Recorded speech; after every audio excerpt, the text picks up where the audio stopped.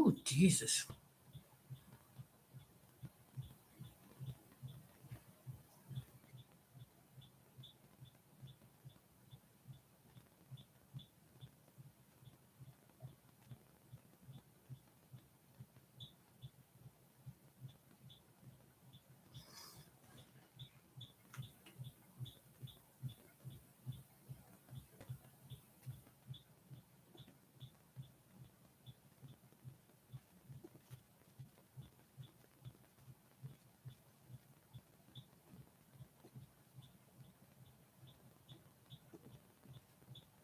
Hey, Romeo. I just got your email, so I read it, but I didn't click on the link because, I ain't trying to study it like that regarding California unemployment laws and all that stuff. So I didn't, but thanks for the information.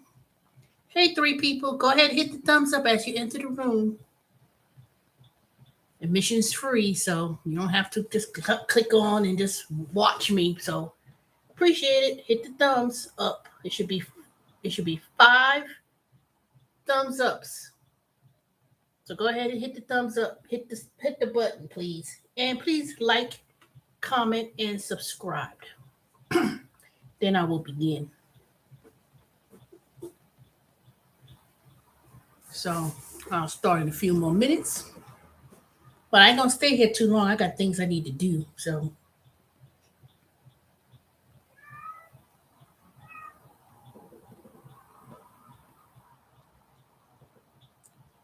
please.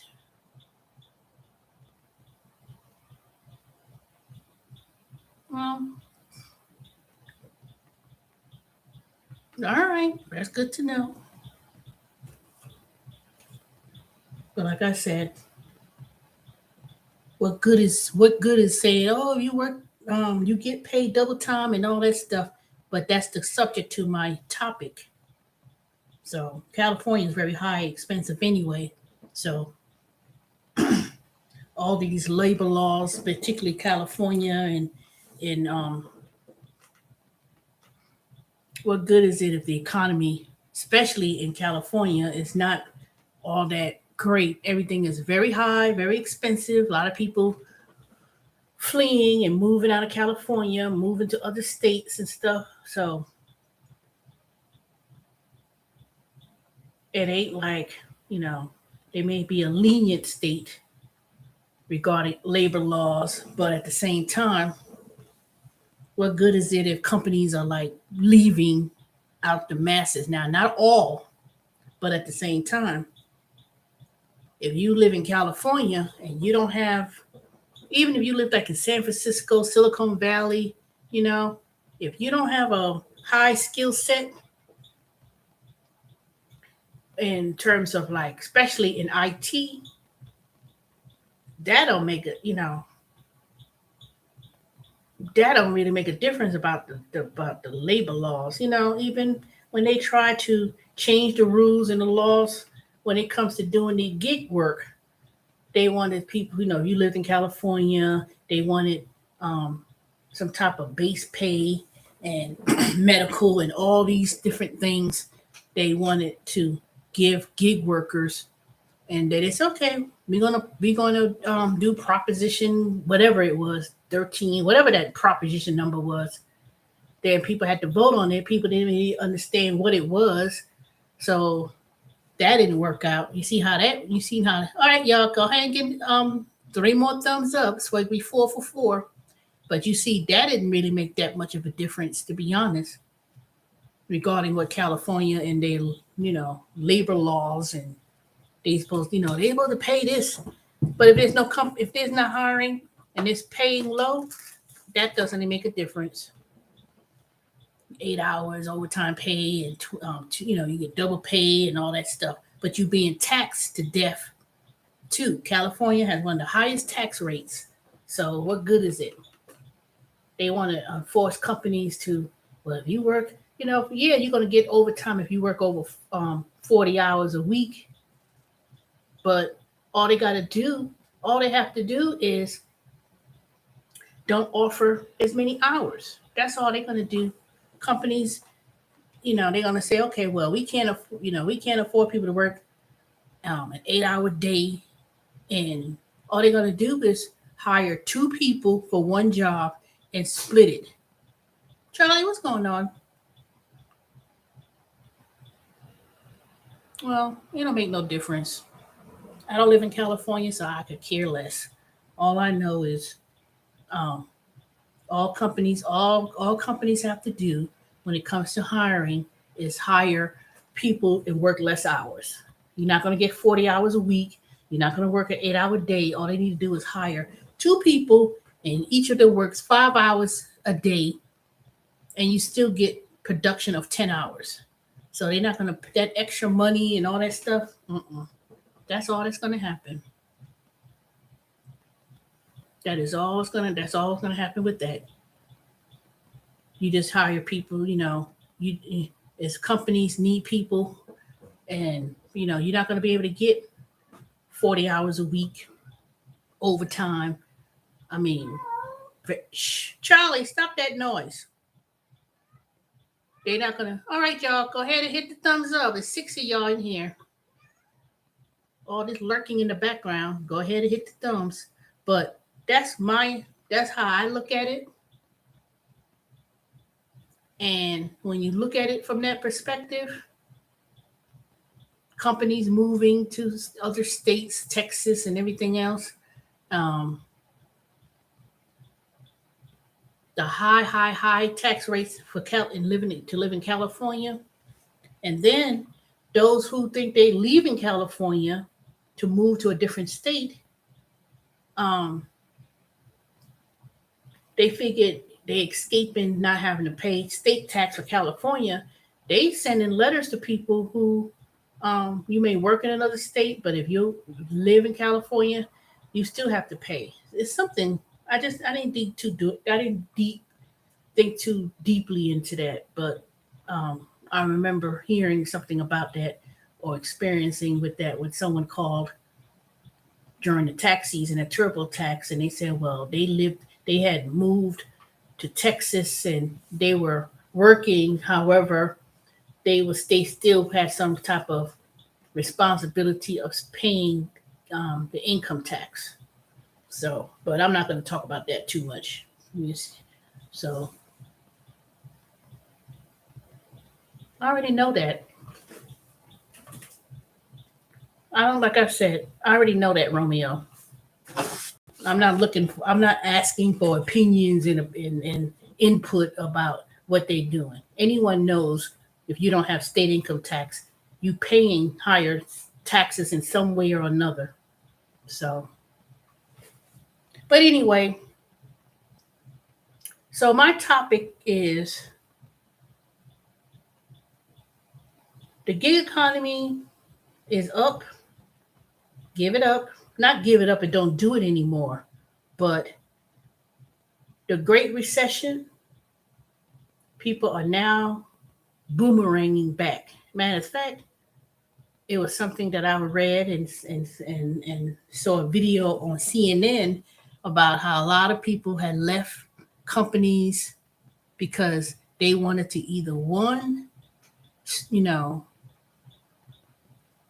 um, they wanted more flexibility. They wanted to explore entrepreneurial aspirations, um, move on to other companies or whatever. The great migration. A lot of people got so flexible during the COVID that a lot of people started leaving companies and jobs for whatever reason. I'm not talking about low end jobs either. I'm not talking about the great resignation from leaving McDonald's. I'm talking about people who were actually in very good careers, making very good money,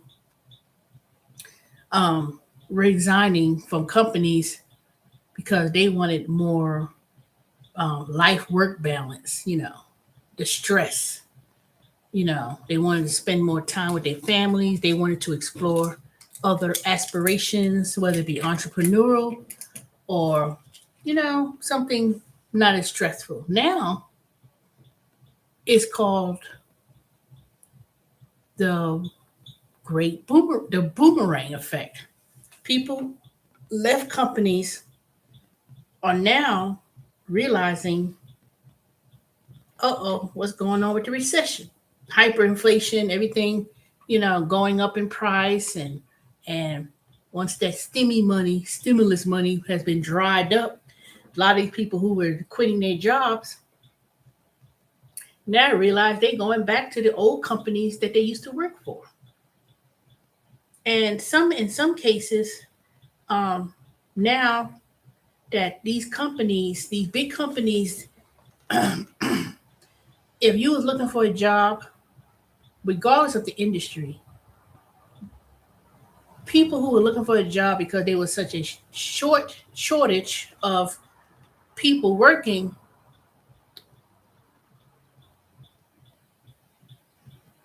Okay, well, you got to do what you got to do, Romeo. But that has nothing. I don't see how that has value to what I'm talking about, because you could work as a volunteer. That's how you choose to go. But that's not. I don't see how being a volunteer is correlating to um, this topic. But that's good to know.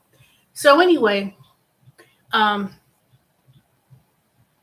so at one point when there was such a demand and shortage of positions, and people, these companies couldn't find people and to fulfill the positions, then they turned around. People had choices. Now it depends on what industry it is. Anything in IT, or depending, there's always going to be a need. Cybersecurity, but that requires you to have some high skills. So there's so much shortages, but that's been something that's been like that for several years.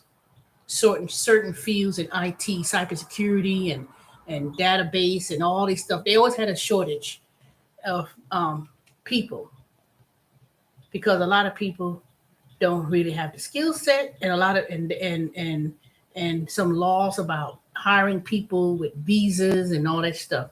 But when these companies needed people, especially during COVID. So let me give you an example. And I'm so glad that when I tried to interview with Carvana a few months ago, and I went to the interview, and he said, "Thank you for applying, but thank you." Turn around yesterday, these nuts, get off my channel.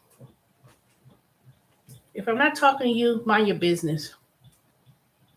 So, and you should be glad I even said your name.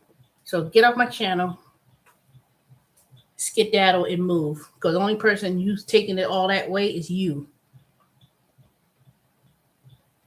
So anyway, as I was rudely disturbed from someone coming in my channel, and the only reason why, and lucky you be glad I'm not on StreamYard, otherwise you'll be blocked. So you can just move on, because matter of fact, you're not even one of my subscribers. You just being nosy and being on all up in my space. So anyway, good. I see it drop down from 6 to 5. So skedaddle. So anyway, so when I was interviewing with Carvana, and they had relocated, not relocated, they opened up another office in Atlanta a few months ago, like less than a year ago. They hired, they said, "Oh, we need to hire so many people. We have, but I was like, they're in the market of used cars, buying cars, selling cars, whatever. So yesterday on someone YouTube channel, they had said they was laying off 20 what was it? Was it 27,000 or something like that? They was laying off. They had a major layoff, and the CEO or whomever, they did it via Zoom. They announced the major layoffs via Zoom, just like this other company. People said that they had, if you was invited to this Zoom meeting, unfortunately, you're fired. So um, so a Zoom link video leaked and it was played on YouTube of how they went about firing all these people who work at Carvana. And I said, ooh, I dodged a bullet. See, all these companies prior to 2020, they had, it was this vast hiring. They had all these jobs. They needed people because they just suddenly got influx with demand. But just it turned out they overhired, and then a good year and a half, 2 years later, you know, the economy took a dip for the worse. Now, 2 years ago, when um, during the COVID, they had all that stimulus money, and people were getting all this money and things like that. All they did was, I said, you know what? It may be a little bit good to get that little bit of money. People was like, girl, you lucky, you got that grant, da da da da. But I said, you know what? The dollar is weak. It would cause inflation, all these shortages of shipment. Because the first thing that I thought about was, ooh, if I actually was working at Carvana, got hired at Carvana months ago, they would have been letting me go. So all they didn't hire a whole they letting go that many people at Carvana because they overhired. Um, Prices of cars, of used cars, has gone up. They don't have as many. It's not a demand of people don't need to buy no used cars. The price went up, so a lot of people really can't afford to buy a used car so much. A new car, so there was so much of a demand that people are not selling their cars, used cars or whatever, and buying new cars. That if you go to a normal dealership and you see the lot on these cars, and I'm not talking about these little junky car dealership places. I'm talking about major car lots. They don't have a whole lot of cars up on those lots. I live right on 78. I could drive up and down. I don't see a whole bunch of cars. And the prices are so high, ridiculous. The banks are not help financing people to get car loans without, the interest rates going up. A lot. So when I heard about that yesterday, that Carvana was laying off those many people, I was like, dang. Can you imagine that you work there? They said if you worked for 5 years, you get um, 1 week of servants pay or whatever. So it was kind of like, months ago they were hiring people, they needed people, and then now it's gone. Now people let go. And Carvana's not the only one that was laying people off in the masses. Robin Hood, they was laying off people. Um, I'm quite sure when I worked at Wayfair last year, because I worked at Wayfair last year. I know they fired a bunch of people because they had hired an influx of people because 2 years ago when the COVID, everybody was staying home, everybody needed to buy desks and chairs to work from home. And then I was like, if they have China makes most of the products, makes majority of products, if there's a shortage of materials, whether it be cars, desks, chairs, gaming systems, all this stuff. I said, well, how people will be able to because like during Christmas, ooh, not this past Christmas, but last Christmas, people were going crazy. I didn't get my game changer, I didn't get this, and those companies couldn't fulfill the orders and the products coming from China and all these other countries that made the materials. They weren't able to get those type of supplies. So a lot of orders had to be canceled. A lot of orders had to be backdated. They was like it won't be available till March and February of next year, hoping they'll fix it I said, right then and there, when I worked at Wayfair, I saw it coming. I already saw it coming. I said, they started offering time off VTO, you know, and I said, you know what? This job ain't gonna last because I said that this shortage of supplies, I saw that coming 2 years ago. See, I majored. See, my major was in undergrad, was business, international studies. So I understood the whole dynamics of trade and how things work. And I said, all these companies hiring people because there was such a need for people to hire because at the time it was short term. I said, what about all the, all these companies, the cash, they would strap for cash, all of that. I saw that coming. And I said, so all these people who resigned from whatever different positions, the economy, they said, nope, you know what? Let me try to go back to that company, see if they'll take me back because, they said they hurry up. They hurried up to go back because they said, you know what? While they still need people, let me go back to my old job.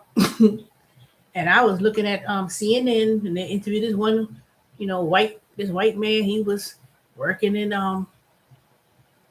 Adobe or one of those big tech companies. And he's like, he said he went on back to work. He went on back and took his old job back. He went and got his old job back because, he said the way how this economy is going, a lot of there will be some layoffs. There'll be some layoffs. So he said, let me go on back to my job while they still need people. And um, you know, and he was older, he wasn't no young person. He already had like years of experience. I think he was like 50 something years old, 50 something, he's like, let me hurry up and go back to my other job. At least I know they still need his position was still available. And all these little, I'm gonna do the great resignation. I'm gonna explore gig work. I want more flexibility. Now these companies they're gonna have the upper hand. They're gonna have the upper hand because now all those people who had all those over hiring and over hired people and things are starting to slow down, they're gonna be like, well, I'm sorry, but here you go. Here's the they don't they don't even call people in the office anymore. They do it through Zoom. You get a calendar link, mandatory meeting via Zoom at such and such and such, and then you sitting here clicking on it. They firing people through Zoom. I remember years ago when a company I worked for, they had, right around the economic downturn. This was back in the 90s, and it was like, well, we need to let people go. They said tap you on the shoulder. You sitting at your desk, they'll tap you on the shoulder. Excuse me, can you go into the conference room A? And then you be in there with a whole bunch of other people. Like, what's going on? What they doing? And they everybody got fired right there in the conference room A.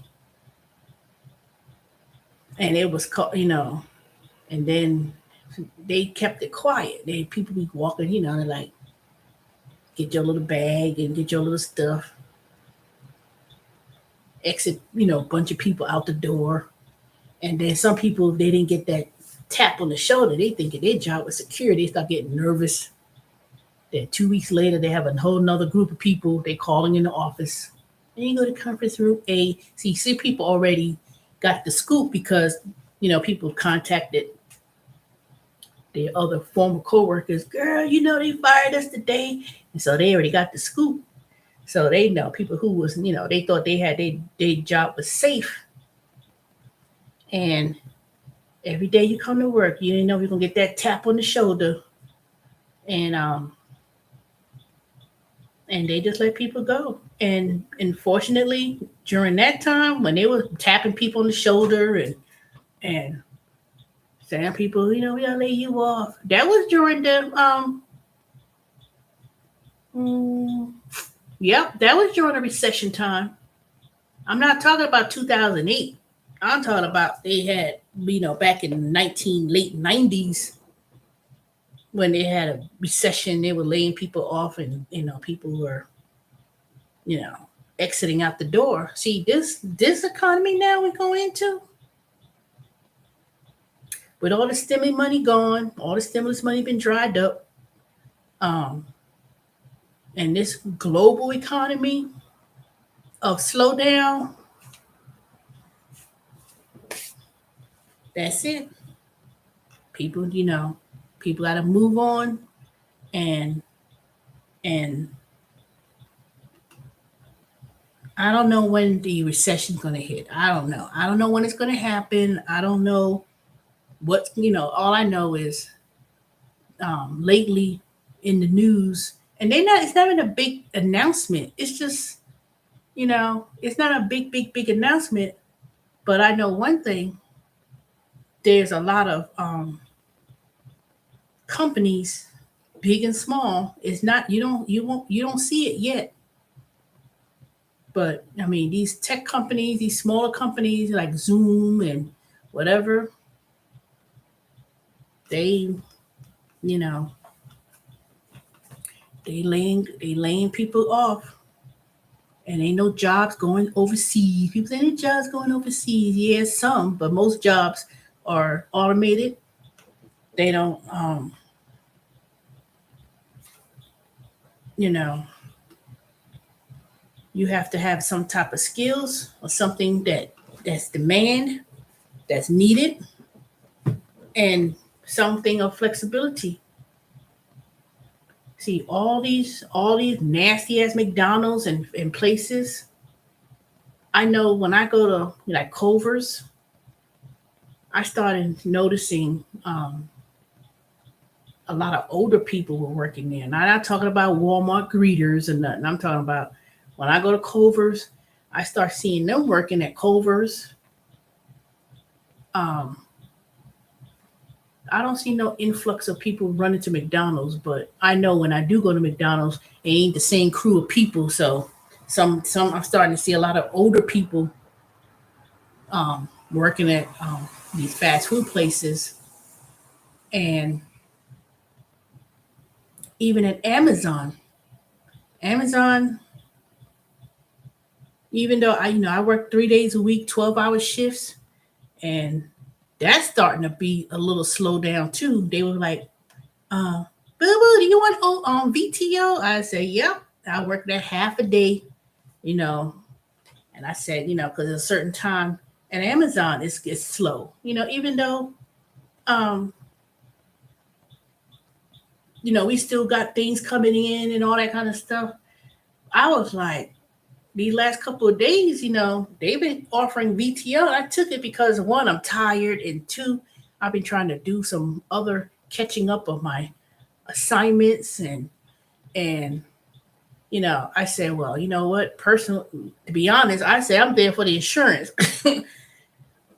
And then in a couple of weeks, I'll be working at Intuit QuickBooks as an independent contractor. I work at the TurboTax. So, you know, I could get unemployment if I wanted to. I wanted to get, I qualified to get unemployment, but I said I'm working. So I don't know. I may apply online just to see if I'm entitled to maybe more money, but I don't think so.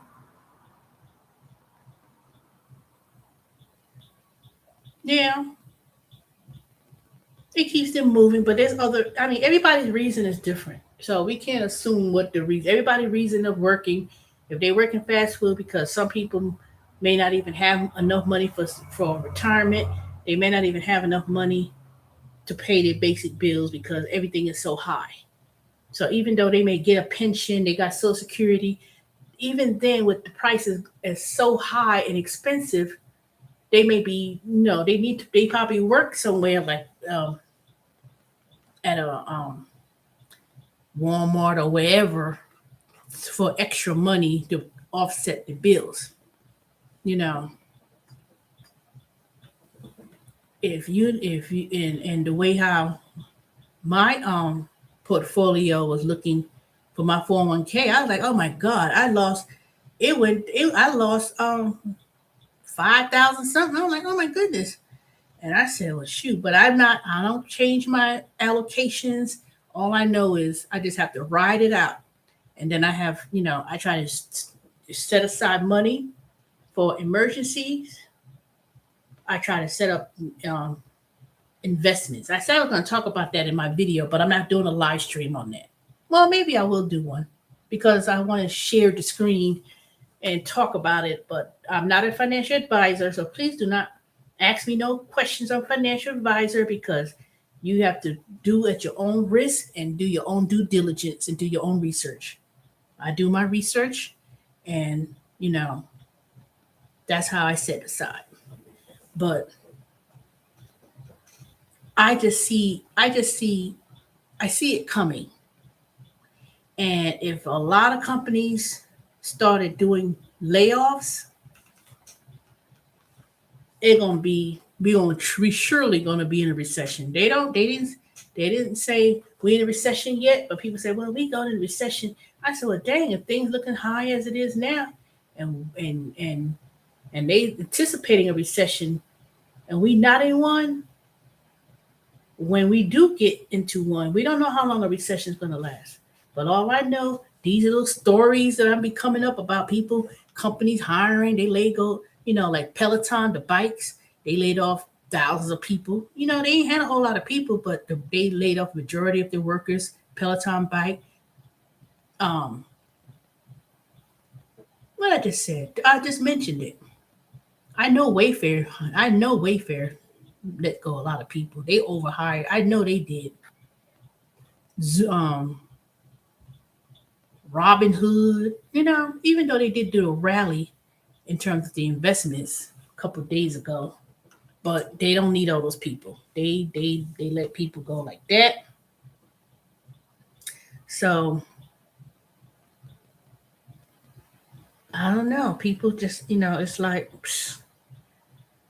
people who once wanted peace of mind of working from home and work life balance and all that stuff, and they were leaving. They coming right on back. They said, nope. Let me go ahead and get my job back while they still need people. And I'm not talking about the low entry jobs either. People will come on right on back. Boomerang. Now, you're gonna see a lot of that. A lot of people who once were leaving because they wanted all this freedom and they wanted to do gig work and whatever. They going straight back to work, finding a job wherever they could find. Even people who were doing, once they thought being a doing DoorDash and all these food deliveries, and they would say, "Oh, I made a 1,200 a week. I'm making da da da," and you're not even making that money like that. I don't care what people. There's no such thing, and I don't care what any of y'all say. There's no such thing as oversaturated of no market. People say it's got too many drivers. Everybody does. Everyone does not turn on that app. Some people signed up. They ain't turned that app on to do not one delivery in months, if not a year. I'm one of them. There's some apps that I've signed up for. I could turn it on and do some deliveries here and there. I'm not talking about Instacart. I'm talking about some other companies. And I said, nope, I ain't turn it on because one, I ain't trying to run my Nissan down to the ground, and two, um, yep, Pizza Hut, nasty. Pizza Hut and all those places, they shutting down. They are shutting down. And then McDonald's and stuff, they be always putting up signs. See a lot of people, I ain't working at McDonald's and stuff. They're gonna be running to McDonald's when people um don't have no job anymore. Cause I know I sworn I saw the sign the other day. I didn't even pay it too much attention because I said, shit, I would not want to work at this location. Many people I have to curse them out when I get there, try to be all putting your putting your stuff on the counter like they got an attitude. And I'll be like, I don't come, y'all be thinking somebody be cursing people out. But I'm not going to be disrespectful for these low end niggas who ain't got no sense. And, I just didn't want to touch her hand. First of all, bitch, you something here, put stuff on the counter, like, and then the thing drop on the floor. I said, excuse me, can you hand me my straw in my hand? You're not touching my hand. Just. And then they quick to be like, I can't take this anymore. I'm quitting. They ain't got no skills. They ain't got no social skills. They don't got no kind of work skills. And that's all they could do, work at McDonald's.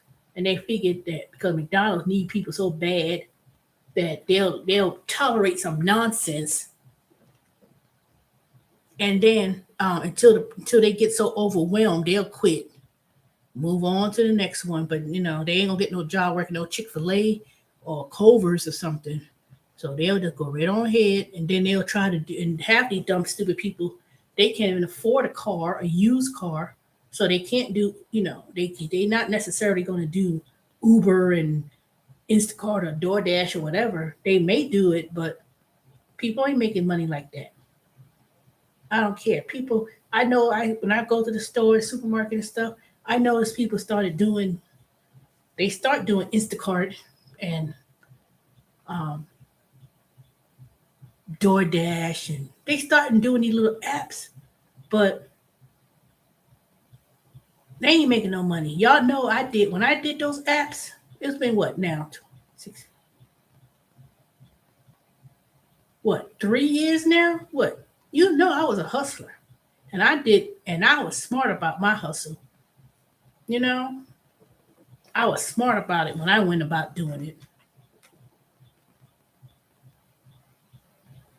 Well, I don't know. All I know is this.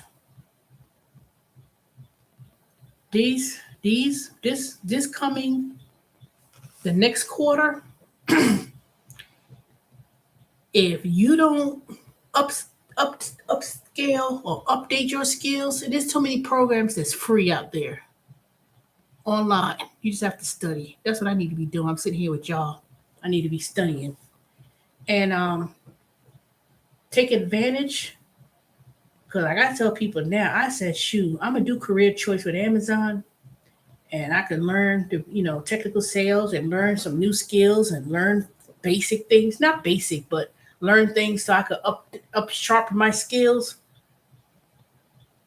I'm gonna take advantage of it because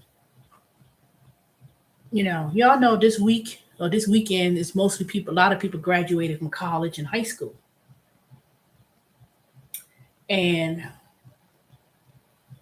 going to college, that's fine and dandy.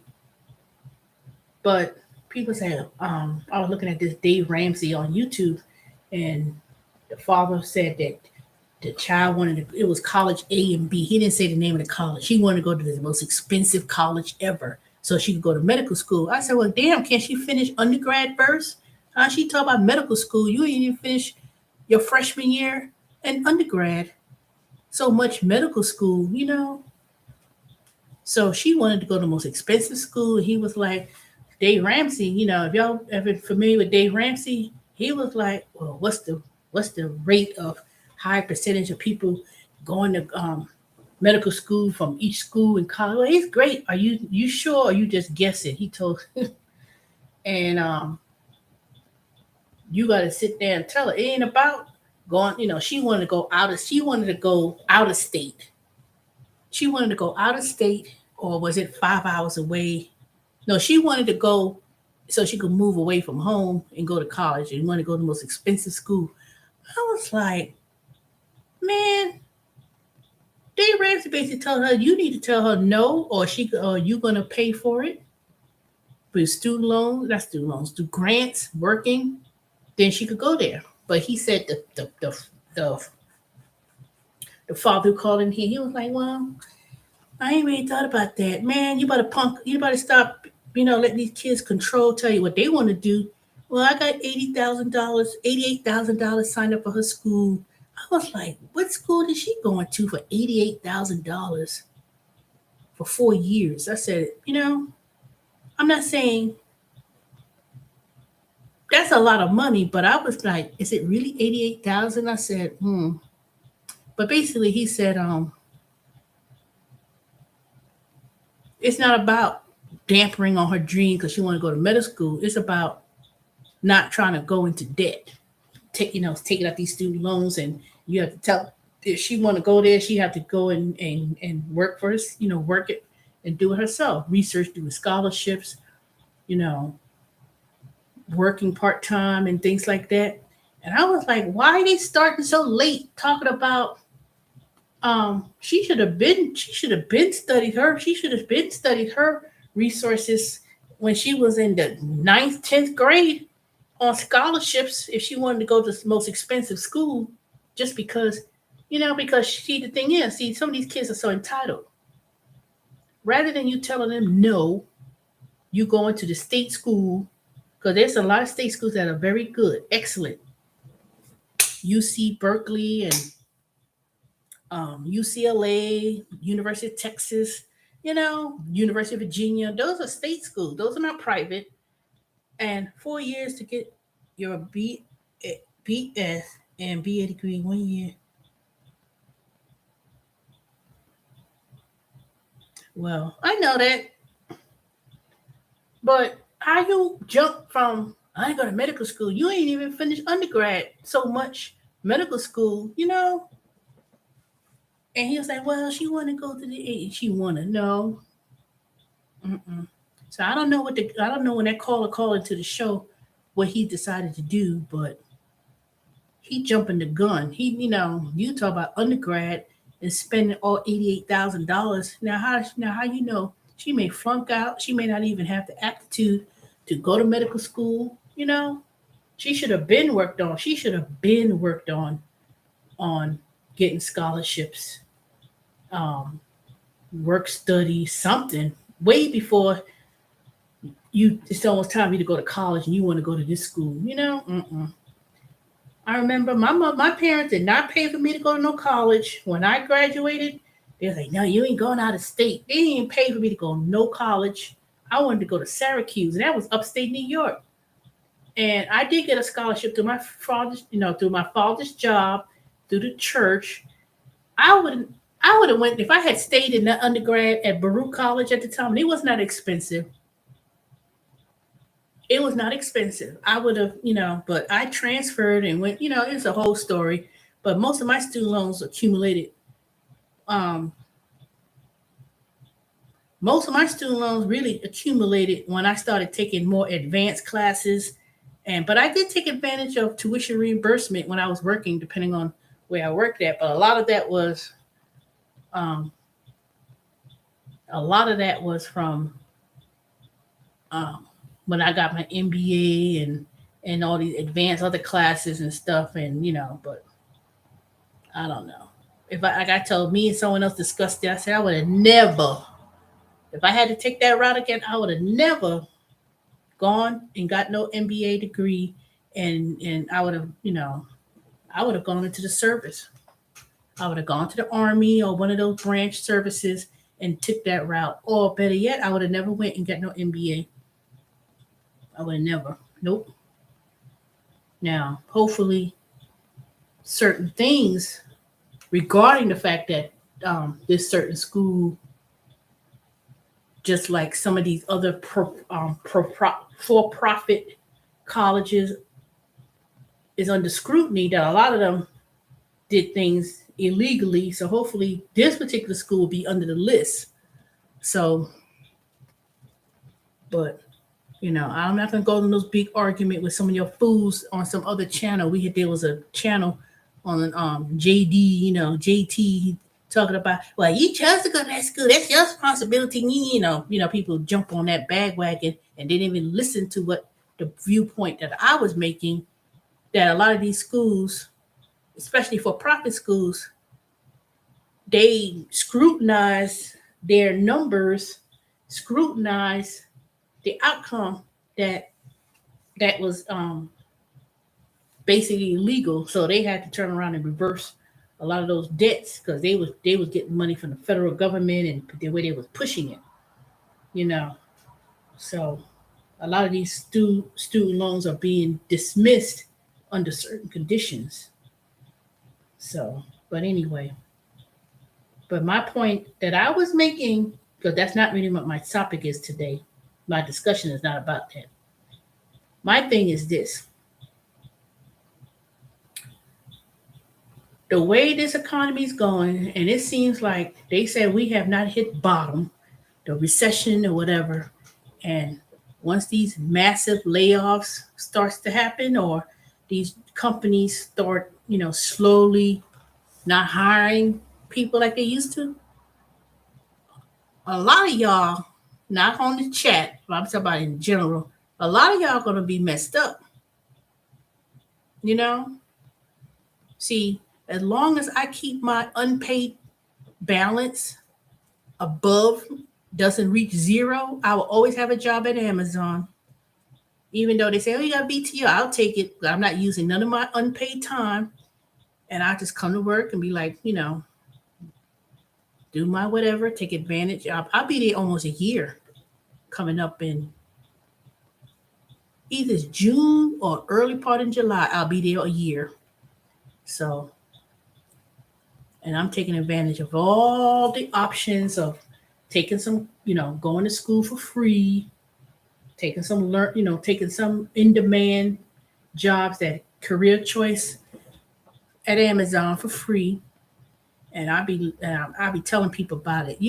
I'll be advocating. I'll be talking about it. You can go. They'll pay for you. They'll give you a voucher, and you can go for these in-demand jobs. And all you have to do is take some courses and classes or whatever. And you don't have to stay at Amazon. You could move on to other companies. And they also have career coaches that's free that could coach me, look at my resume, tell me how to go about whatever it is that I want to do. And even if you took the even if you did say computer support, which is a Google certificate, Amazon is hiring for people to work at the help desk. I took the course. I took that Google certificate a few years ago. It was free. I took it. I could probably go right on there today or tomorrow or this week. Go on that link and say, "Oh, they hiring," and put my resume and I get hired because of the fact that I completed that Google certificate. But at the time, I was like, I don't want to do technical support with customers and blah blah blah. But you know what? The only jobs that most people are going to be running to, it's going to be Amazon. People going to be like, they're going to lose their jobs. People going to be struggling, and people are going to go right up on their Amazon link. They're going to apply, and a lot of people are going to be scrambling to find a job. And to be honest, the biggest employee next to Walmart is Amazon. I've seen so many people with that Uber, Lyft sticker doing Uber Eats, Grubhub. They said, bump this. They ain't making no money. They said, let me go ahead and work at Amazon. Work that little 3 days, 12-hour shifts, or 4 days, 10-hour shifts. And you ain't got to think hard. You just got to stand there and just do whatever. Walk around with a pallet, and that's it. It may be tiresome. It is. It really is. But one thing I like about the Stone Mountain location, it is very diverse. It is so many people from different countries, Vietnam, the Asian countries, African countries, Caribbean. It's a whole international of people, and they work hard. So they ain't gonna have a high turnover rate unless it's one of us's. Then but those people from those other countries, they work hard. I be talking, they so nice too. I be talking with them and stuff like that. They be willing to share whatever you got. They're like, oh, you want some fruit, whatever they say. And then one person was like, she not supposed to eat that. She diabetic. I said, only a piece of gum or a lollipop or something. But they nice though. I like working there. I'm so glad that I didn't follow behind those previous coworkers at Brazelton. They were talking about people at Stone Mountain. They like they the worst ones at all. I was like, I don't know what they talking about. They not that bad. Now there be some people who be managers and stuff. They be trying to be slave drivers, but other than that, they not that bad. I was like, I don't know what they were talking about. I said, shoot, maybe they were talking about those people who are leads, team leads, but you know, pretty much people just go. They just go to their little stations, do their little whatever job they have to do, and that's it. But I could assure you, I'm gonna tell y'all right now, y'all doing all this gig work, driving around, the way how prices are going high, um, people are not gonna be ordering food. I'm gonna be ordering Uber Eats. They ain't gonna be doing that on the regular. They are not gonna be ordering food on the regular. Cause I remember when school was out, school's out,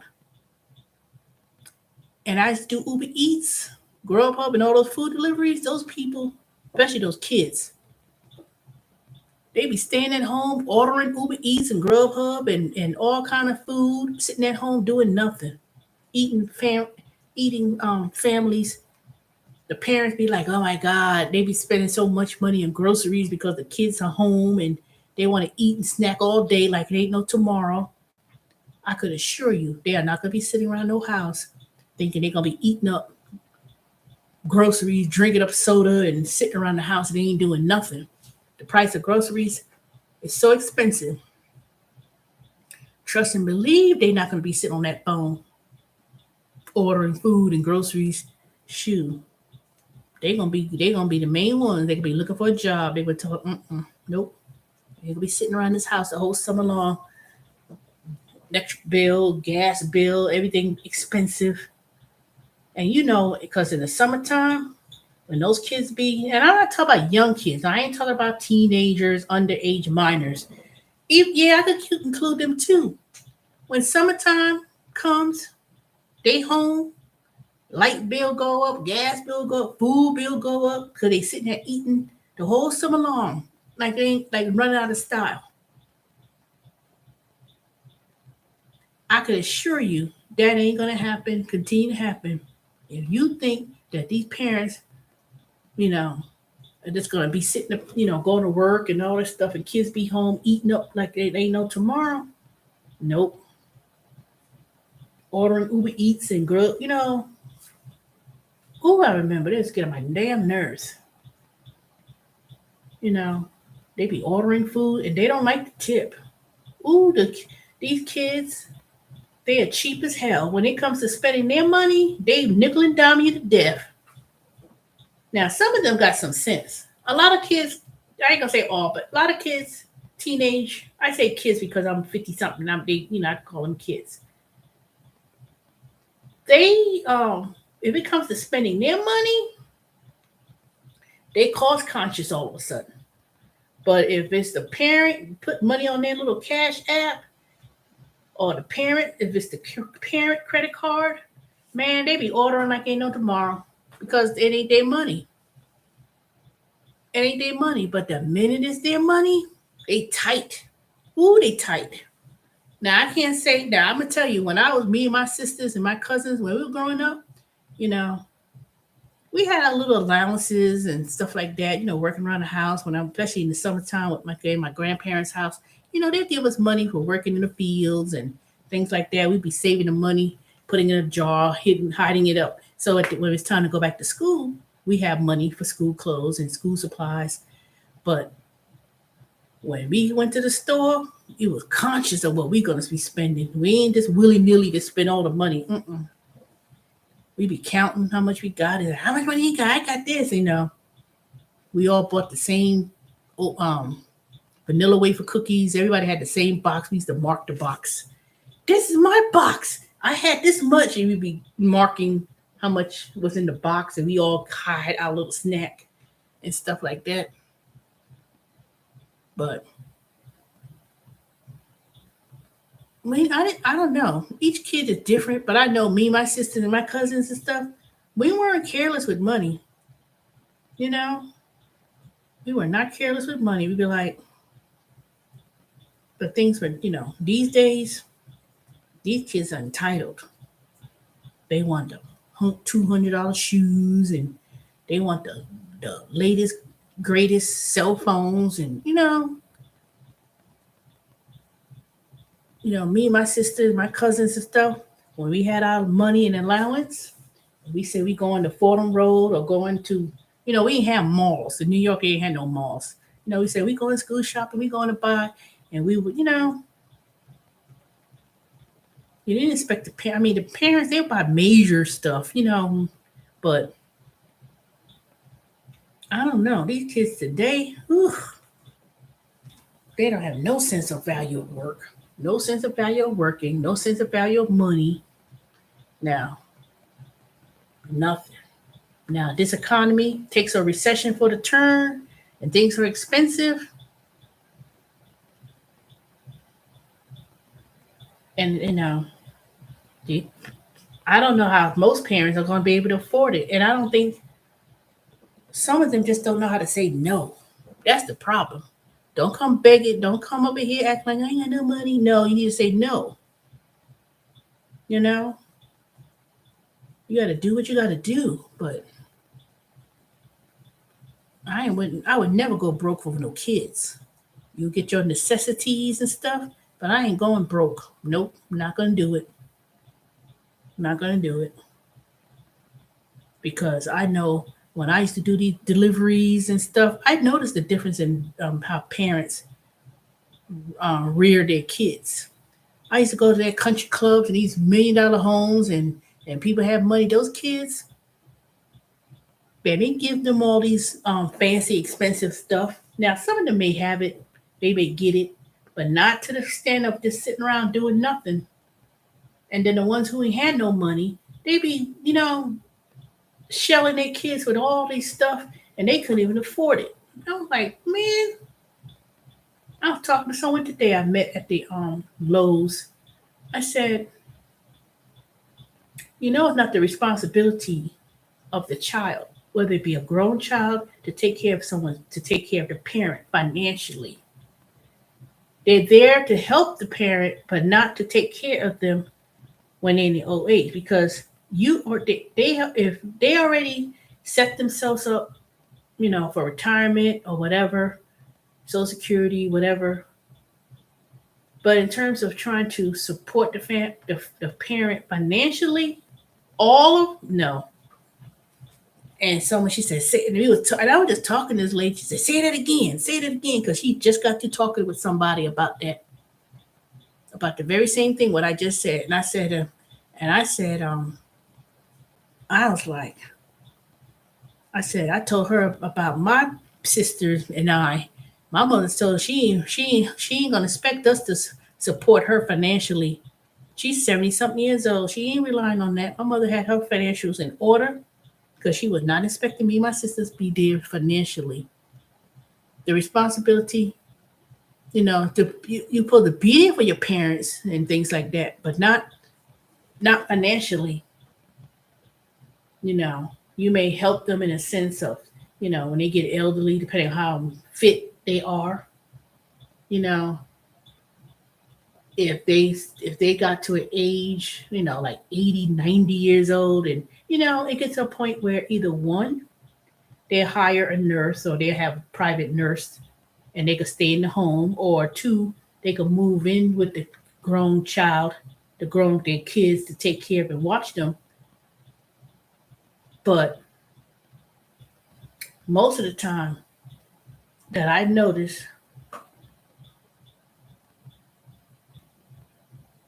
well, we're not speaking about Asian because I can't speak on something. Romeo, why don't you do your channel so you can talk on this? I can't. You mention things, but I can't relate to that. But that's not even true either.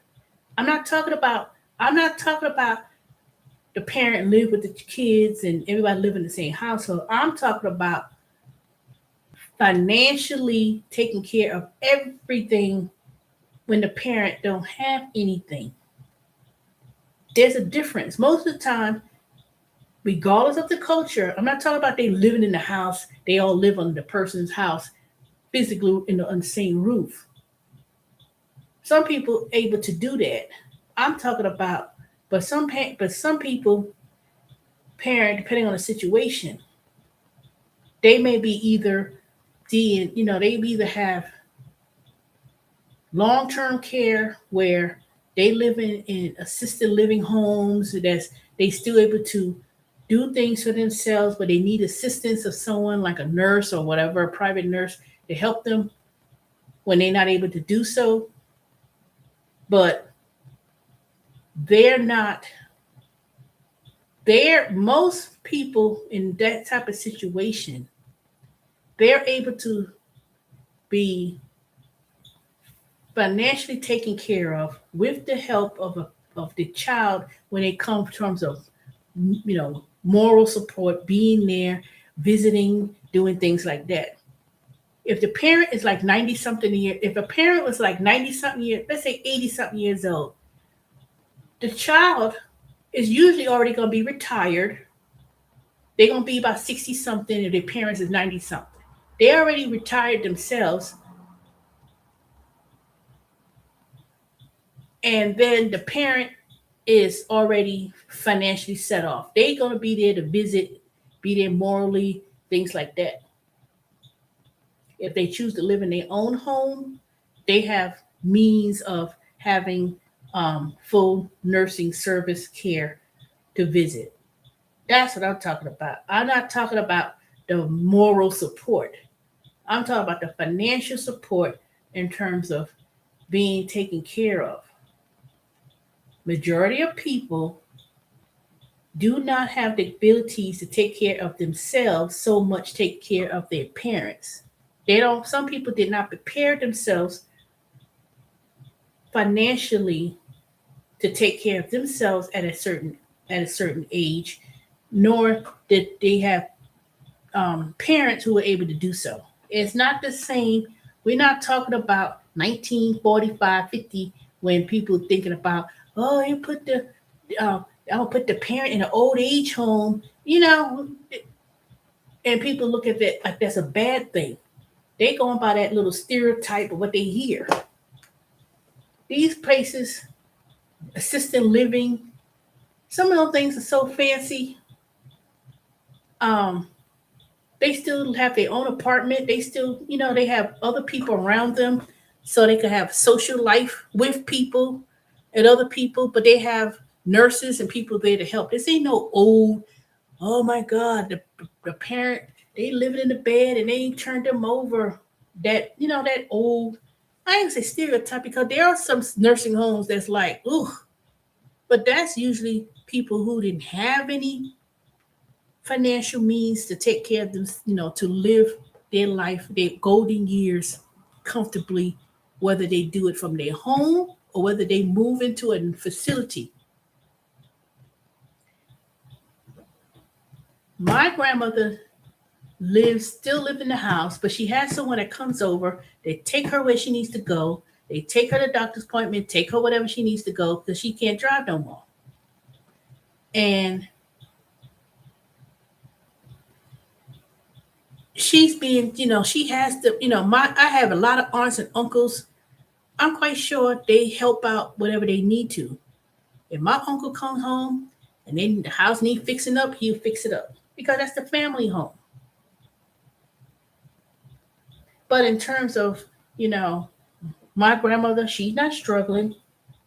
She, and my mother, she ain't struggling. And I surely believe you me, I'm not gonna struggle either.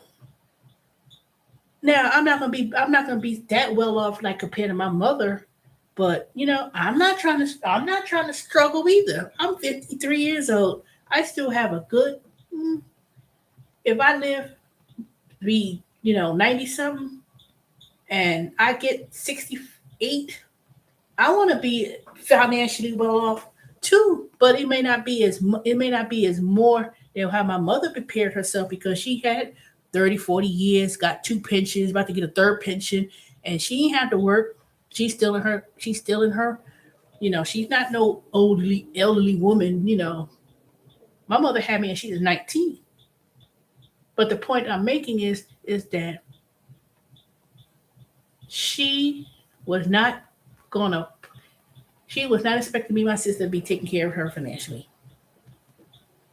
She put herself in place because when you working, people work all their lives. You have to plan what you need to do. So back to the point of the gig economy, over.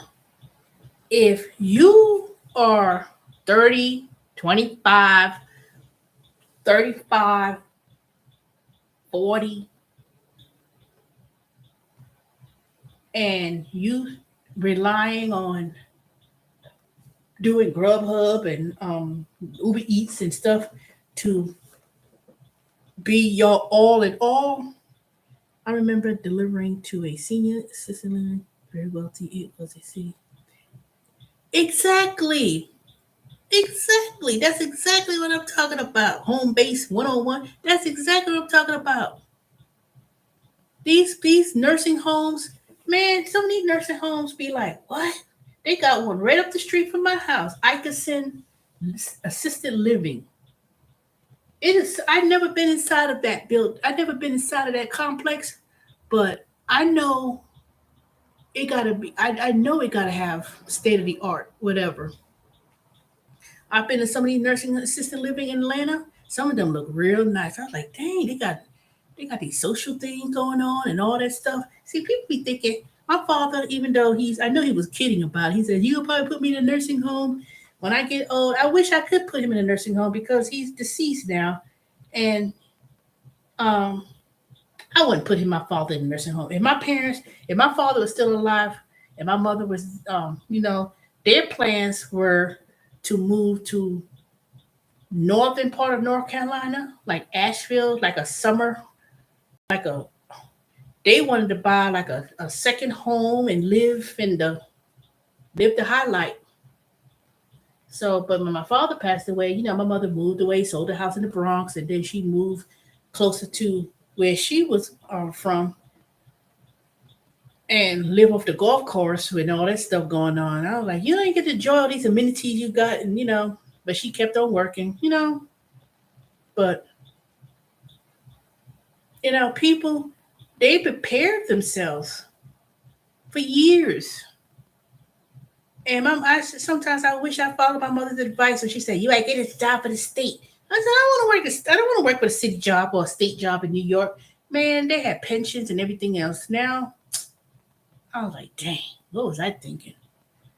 They used to have the jobs, those civil service jobs. They used to be in the newspaper. And used to look at all the jobs they listed with the civil service jobs, and you go and apply.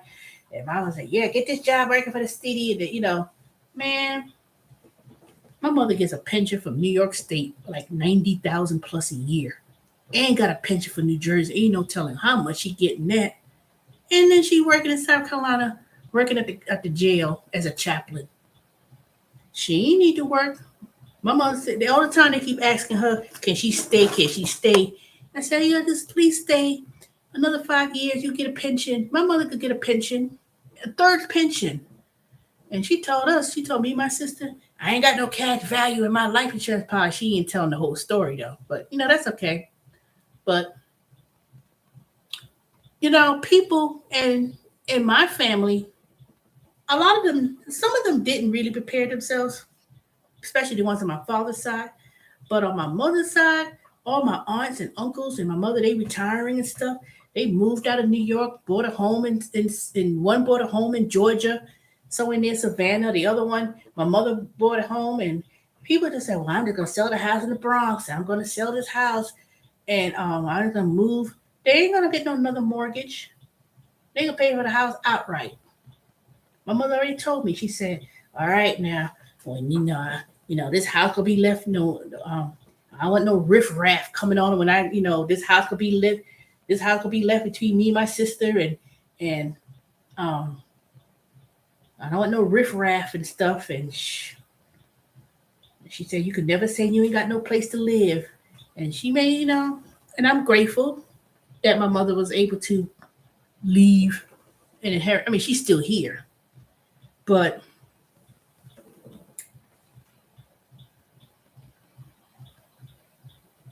to me, the way this economy is going, and there's gonna be a lot of layoffs. Let me tell you, the few companies that I was looking at, that I was reading about, I said, "Whew!" It was a sign of relief when I didn't get hired at Carvana because months later they laid off all those people. I was like, "Damn! Can you imagine how if they worked at Carvana? I would have lost my job 6, 7 months later." I was like, "Whew!" And and those people, I'm telling you, those people who did that great resignation, they running back to their jobs. They running right on back. Not all of them, but a lot of them are like, mm-mm. They start to foresee the future, what may happen. They said, "Let me hurry, let me go back to my let me go back to my job. Let me go back to my job and start working." Because some people, these people like in their 40s, 50s. You got another 20 something, 26, 27 more years to work. Let me see, 54. I mean, I have at least 13 more years if I wanted to retire at 65. If I was going to say 65, but if I say, okay, you know what, let me work until I get the full Social Security, I ain't got that many years, working years remaining. Yeah, you could do a business, but who wants to go on doing brick and mortar businesses? I could do consulting. I could do tax consulting. There's a lot of things I could do consulting wise, but you know, or I just need to upscale my skills. That's why I took advantage of Amazon Career Choice. I said, "Ooh, let me learn technical sales." I said, and it's not just, it's more to that. But I said, you know what? I could use my skills, my accounting background, my business background, customer service, and the technical skills that I'm learning to enter a whole new industry that's in demand. The one thing for sure is that technical sales, they always going to need, companies are always going to need software developers, software products and programs. That they always going to need technical support sales for a company to run. Whether the economy is slow, whether it is fast, or whatever, they always going to need technology to keep things running. I've been thinking about this for months. Y'all know I love to go and be saying, "Girls," that's why I come on here and I say, "I heard about this program. They get you to through Google. They could teach you for free." I've taken a lot of free programs and stuff to learn and share with y'all. You know, I mean, ain't nothing wrong doing Uber Eats, Grubhub, and all those other stuff, but it gets to a point, especially if you're young, like if you 20 something, 20, 30s, even 40s for that matter, you better think beyond getting out that car and don't be getting all these little people thinking, "Oh, I could be a YouTube sensation." You know how long it you know how many you know how long it takes to grow a channel, to start making money on social media, on these social platforms. It's not it takes years to grow, you know. It takes years to grow. And you saw how YouTube, how they changed the game. One point I was getting a little $100 a month. I said, "Oh, okay. That little $100 a month, I could take that and invest." I'll take my, these little gig jobs that I do. I built up to get to a certain amount to do my remodel of my house.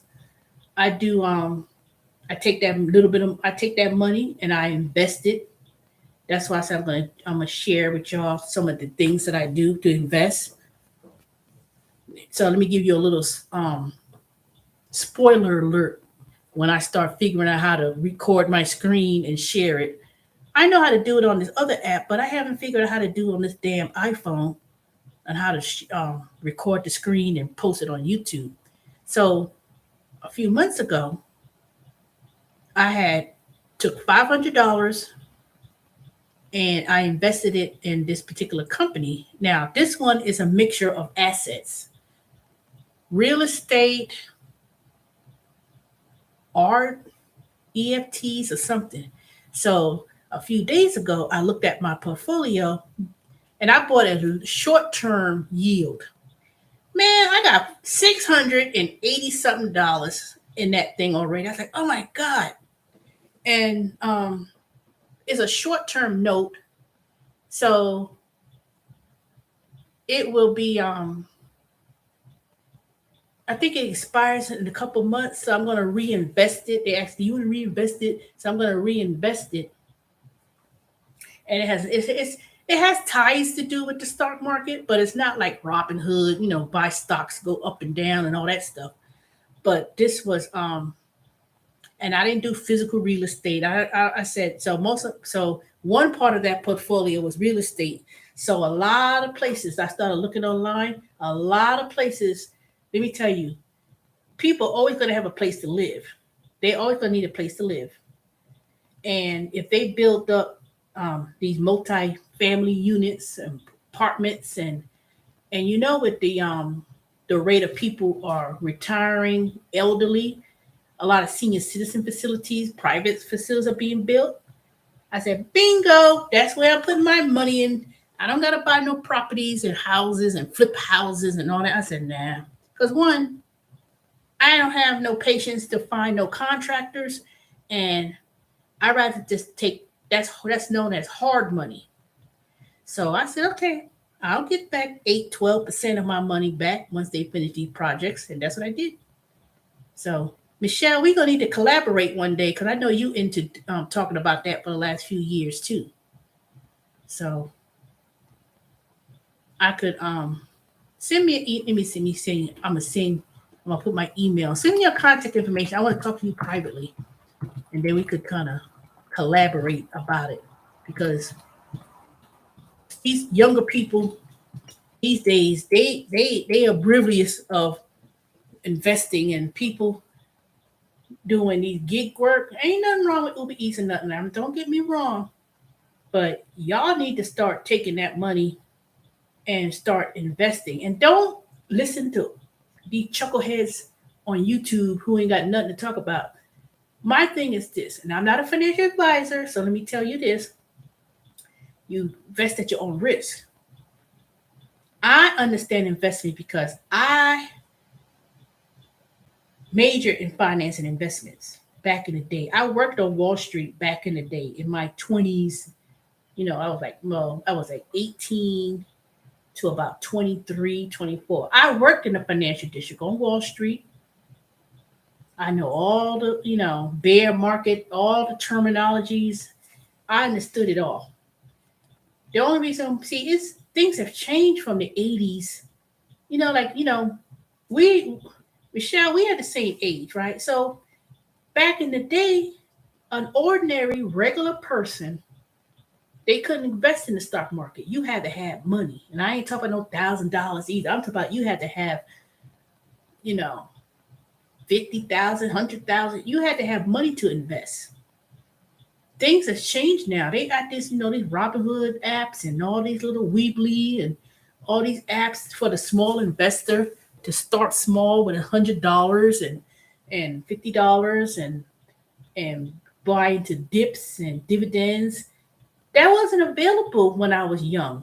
When I was 20 something, of course I would have loved to invest in real estate, but I didn't grow up in no silver spoon in my mouth. I didn't have no, you know, I didn't have no $100,000+ to open up a brokerage account. See, the concept of people, everyday regular folks investing, that didn't happen. That was not something that always been available. Not even the year 2000 when the internet and how everything is now. That phenomenon of regular folks able to open up brokerage accounts and invest a little bit of money, that's only been something that's been available for like 10 years, 12 years. That has not been that has not always been available back in even 2000. No, I would say it probably started in 2000, but in terms of the technology, the concept of how it is now, if you go back in the year 2000, when it was about, Y2K, Amazon just came about. It was another company that used to do grocery deliveries. It was the same concept. What was the name of that company? They went out of business. Wait, no. I remember back in 2000, a lot of these companies started. A lot of them went busted. They went bust. Amazon managed to stay in the picture, but I remember I bought Walmart stock and stuff, and I was like, "Oh my god!" I needed the money then, but I said, "Damn it! If I had held on to that damn Walmart stock and not be so quick to sell it when I did, I was like, gosh." And I was an employee. That was the thing. When I was working at Walmart back in college, I bought me a little bit of stock at Walmart as an employee, but it never dawned on me about Netflix and stuff. So this time around, I said, you know what? Let me start investing on some of these companies that most people won't be realize. It was one of the investments in my portfolio. I also do another company too. There's two main companies. Me and this other person, we discussed it offline. And when I get my federal refund check, I'm going to deposit. I'm going to make another. I'm going to buy a whole new other rounds of investing. I got one at Fundrise. I'm about to put invest in some of these real estate that I found. It was like um, Florida, that southern belt states where they're building up. They're building big apartment complexes and stuff. So I said, shoot, people have to find some place to live because everybody's moving to the south. They either moving and they need places to live. So I said, shoot, let me go ahead and I ain't gotta buy the whole building. I ain't gotta buy the whole entire complex. I said, nope. Here's my little few $1,000 grand, 2,000, whatever, and you give me a rate of return of 8 to 12%. Even if it's 8%, I said I'll take it. It's way better than putting your money in a savings account. I have an emergency fund, but after I built up my emergency fund after so many months, then I started doing some more investments. The 401k, yeah, it's taking a hit, but I said, okay, well, 10 years from now, 11 years from now, it's going to rebound. I mean, it's nerve wracking at times when you get the market and all these these doom and gloom people that you hear about, and you put your money in gold. I said, first of all, you cannot take gold and put it in your pocket. So I don't, Bitcoin and what's the other one? Ethereum. I think that's the one I did. I did Bitcoin and Ethereum. It's gone low, but I said, you know what? Let me just put a little bit of money in that. But you have to get to a point where to see real growth, you have to have a plan. These little apps that I do, I said I'm gonna put all these little apps and see how much money I made together. If it comes out to be $5,000, $6,000, I'll donate most of it and put it in the market. Cause see, I did those through points and scanning little receipts for gift cards, so I could not spend so much of my cash. So I accumulate all these different gift cards, um, PayPal. I could convert points to the PayPal, and then when I get to a certain amount, I just take some of that money and I've invested in the investments I have. I even opened up another savings account. It's like prize pool. I'm gonna put that in the link. Let me see. Hold on a second. Let me see.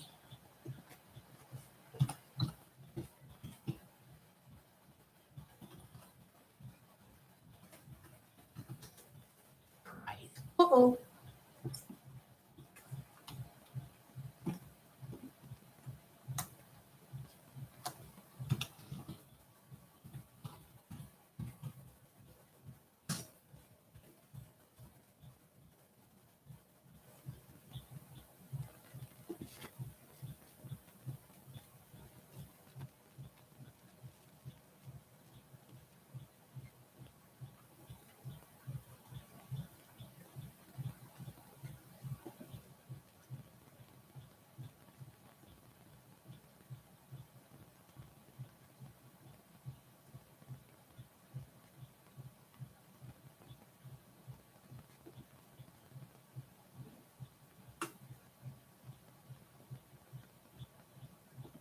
Well, anyway, I'll just talk about that. But as we enter this recession, whenever that comes, my only thing that I suggest to most people to do is try to pay down as much of your debt as possible. Um, Try not to accumulate like credit card debt because I heard some. I didn't saw the person's channel, but they were saying they was going to change the four major credit bureaus back in the summer, June or July. One of them is going to start changing how they calculate your credit score now. So I was like, oops. And I try to use my credit card but I turn around, I pay it. I already have the money. I just use it so I can keep my credit active with my credit card and then get some points and money, a little small percentage money back or whatever. But um I just try to pay down as much as of my debt as possible, and then once I catch up with the HOA fees, my mortgage, student loan thing, and my Nissan Rogue, that's another one. I just try to tackle those things and be like, boop, and maybe some of the other lingering medical bills that people claim I owe. But I say, you know what? Here you go, dang, $300. I say, you don't even, I ain't gonna argue with these dumb companies. But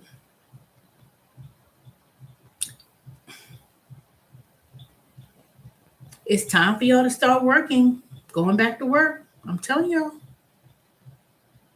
I mean, a lot of people channel I used to watch, I don't even see them no more. I'm like, well, dang, whatever happened to this person and that person? And, you know,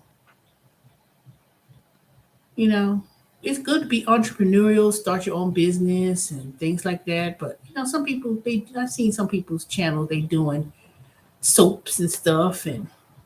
But see, those things is imported from China and other countries. Those type of materials is going to go up, increase in price. Um, I'm not going to say who I'm talking about, but one person, I was like, you're not scaling your product price correctly. I said, that's too low. I said, there's no way.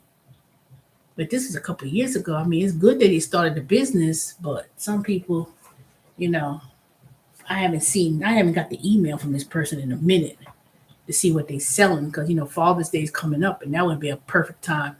But it's just too much competition. And especially depending on what you're into, depending on what you're trying to do. But you have to be, what's this thing on my arm? Bruise myself. But it's good to have the entrepreneurial mindset.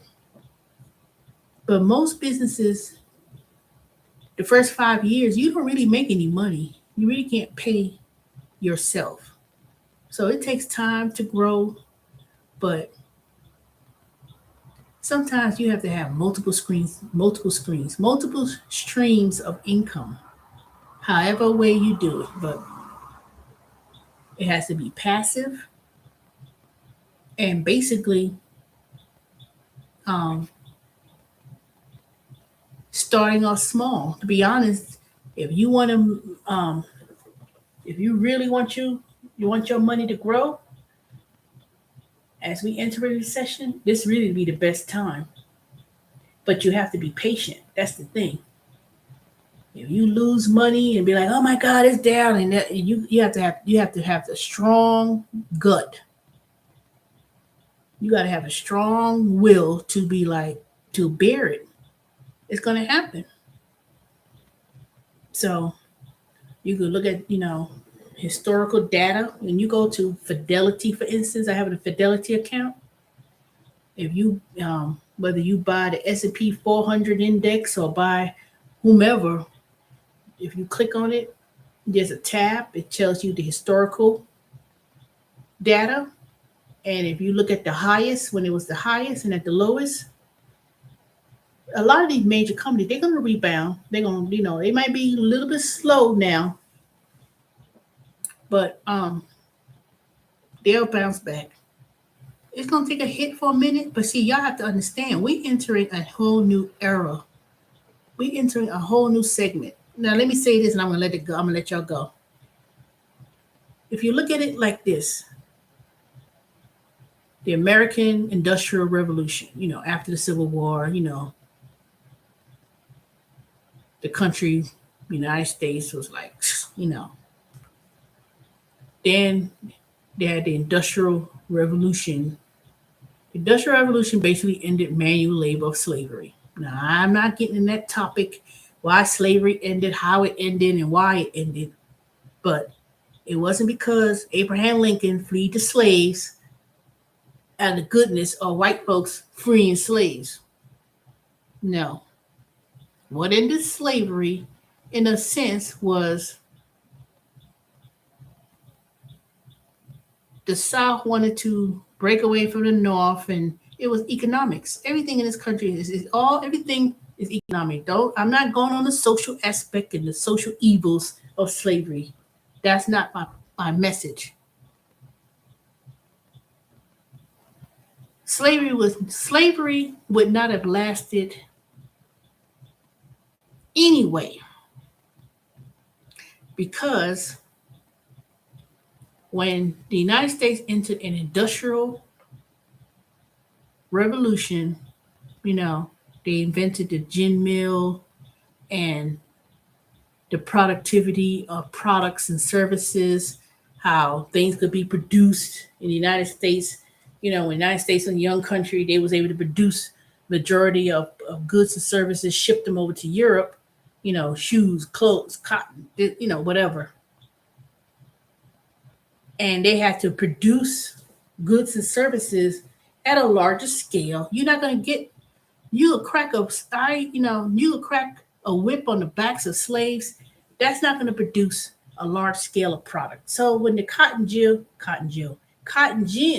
was able to produce that without having, at a large scale, at a cheaper rate,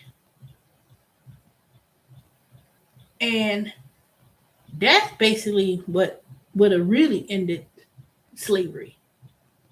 People say, but Teresa, they ain't had to pay the slaves. It was free. They get free labor. It ain't had nothing to do with paying anyone. They still paid, not to say they paid slaves. They still had to supply clothes. They still had to feed them, no matter how inadequate it was. That still cost money.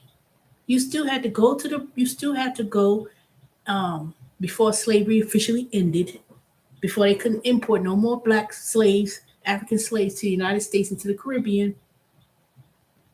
That stopped because slavery ended in England, and England controlled most of the Caribbean islands, and they were one of the world powers all over the world.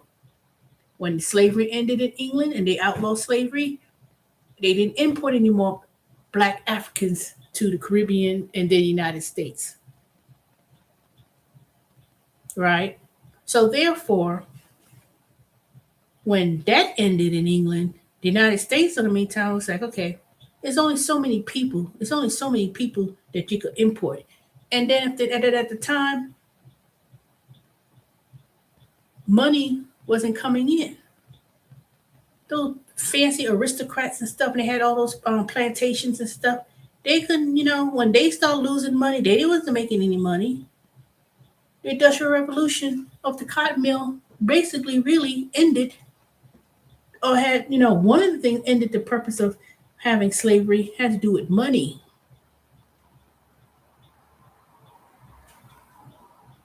Because the United States started becoming a power of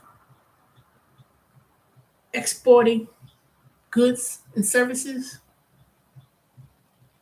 and you had to do it at a larger scale, and the cotton gin and all that stuff, that ended it. So when they entered the period of Industrial Revolution. What was the other one?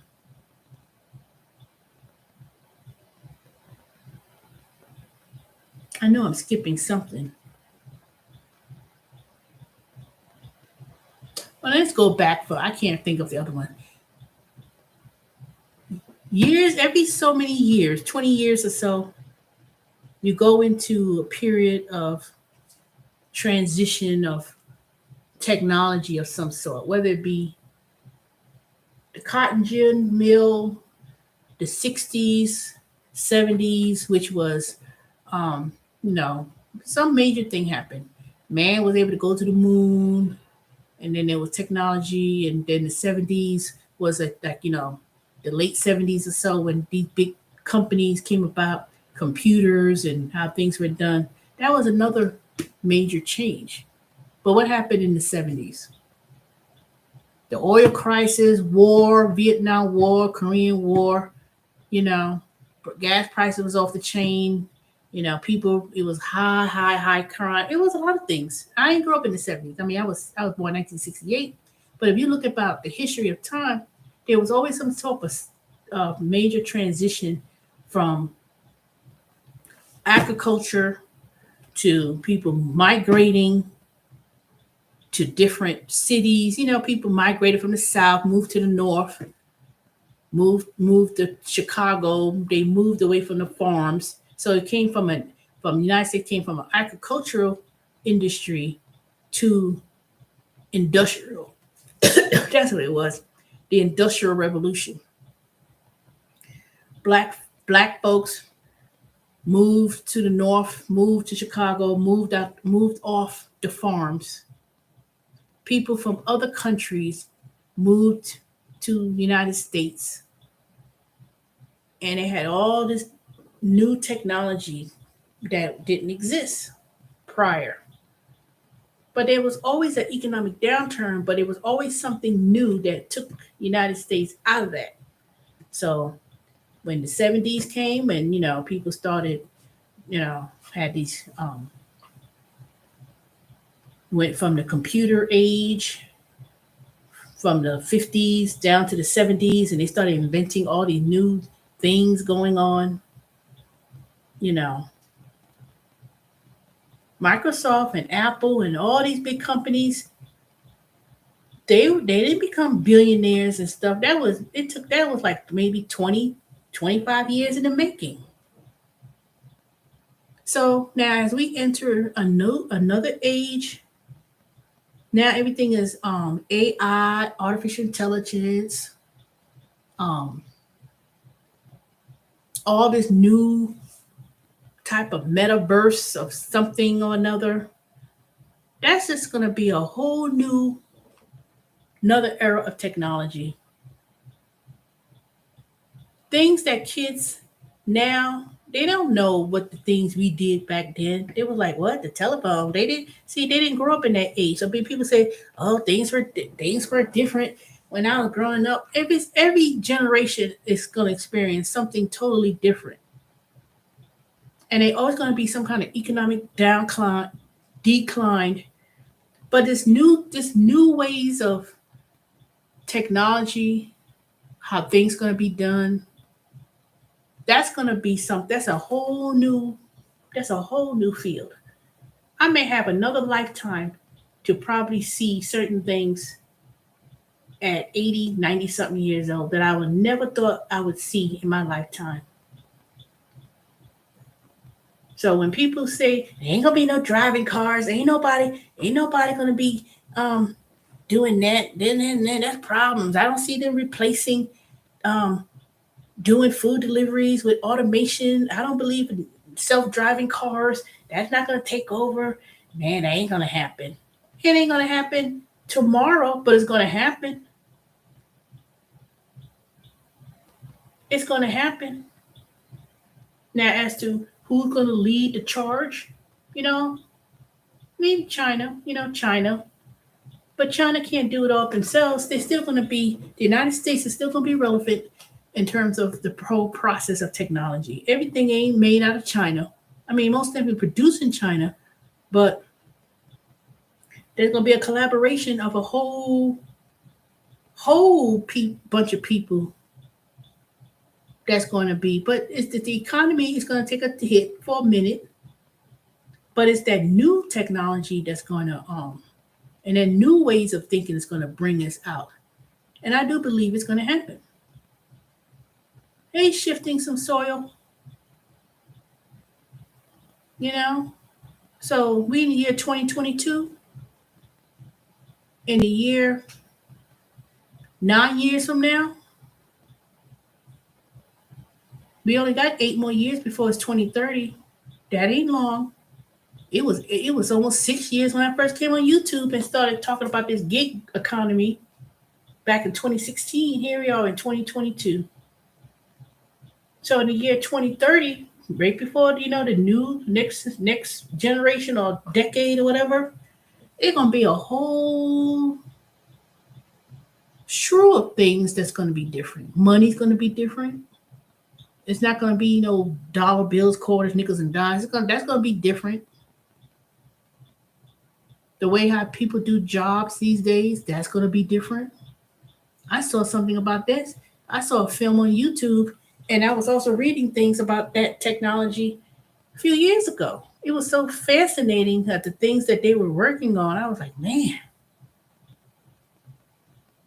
that's what I'm gonna be focusing on. I would love to be a software engineer and write code. I mean, I'm gonna learn it, but I'm not gonna be some expert in it. But I'm gonna do something in terms of a career relating to technology of some sort.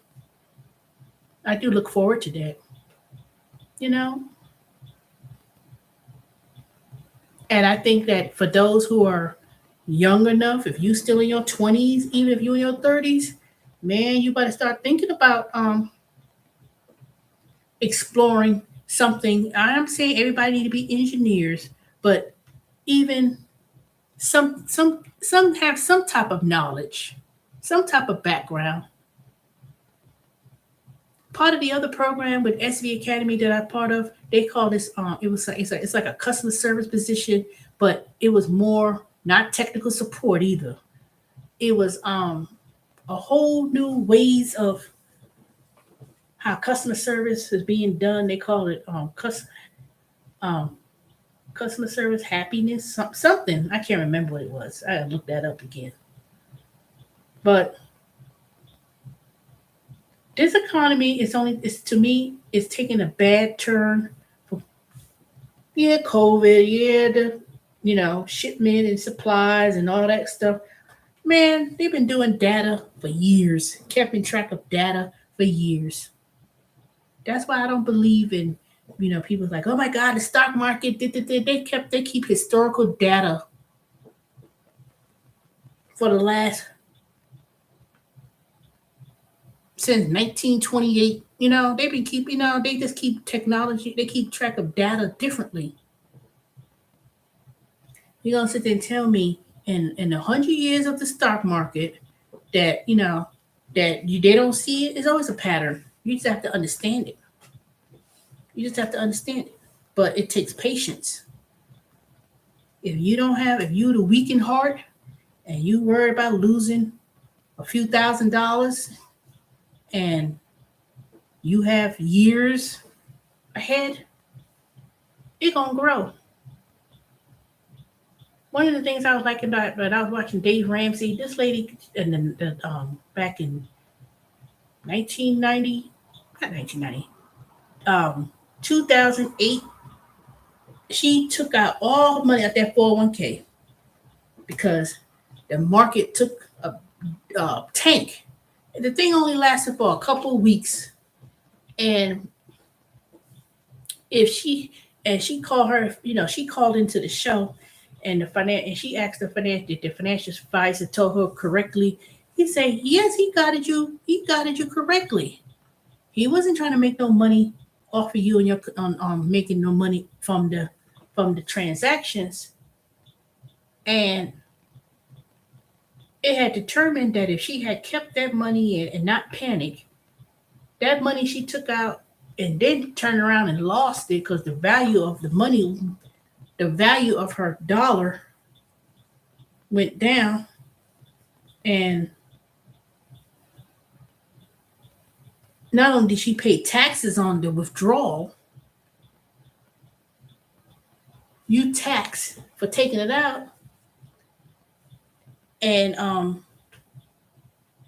I don't know, she put in a savings account or something she did that was not earning nothing, point zero something. They said that if she had kept that money in, even after everything going on now, she would have had $1.3 million because she panicked. She panicked, and the advisor told her, no, don't take it out. He said, keep it in there. She didn't. She was like, she got so nervous, got scared, just took it out.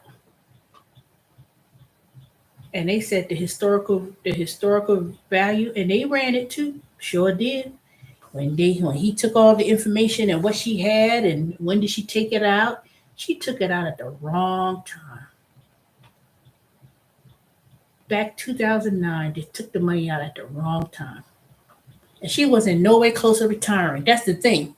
She was no way close to retiring, and she took that money out, and she lost all that value. I mean, it took some, trust me, it took some turns. It took some dips and turns and stuff.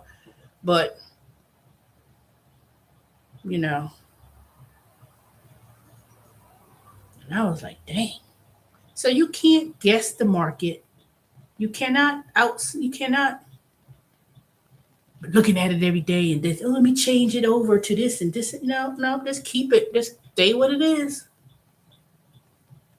My investment portfolio is split 60-40. Stocks 60, and I think the other ones were like different index funds or something. Now, everything is low. Bitcoin, all these, crypto's low, went down, but gold is low, silver's low. But when things are low, that's when you should buy things. Be consistent. Matter of fact, this week I'm gonna make me some. I'm gonna invest some more money and put some. I'll put me some a little bit more money when my little refunds come back and my the little gig work I've been doing. Put some in the savings, build up my emergency fund up to. I like to keep my emergency fund high, at least 9 months to a year. But I'm working on some things. I'm working on some remodeling projects here and there. But I'm not going to do it all at once. I'm going to do it in small segments. Some things I'm going to have to do myself, but some other things, um, I'm just going to take a project one at a time. I'm just waiting for this person to contact me when they could come over so they could look at some of the things, repairs that I need to actually get done. And then the other stuff is getting a quote about how much he's going to charge me for how much. I'm going to get some quotes about remodeling the kitchen and then the bathrooms. But just take it slow. That's all I'm going to do. But anyway, I know I was rambling. It was almost 1 hour and 48, 1 hour and 49 minutes. Please like, comment, and subscribe. I would appreciate it. And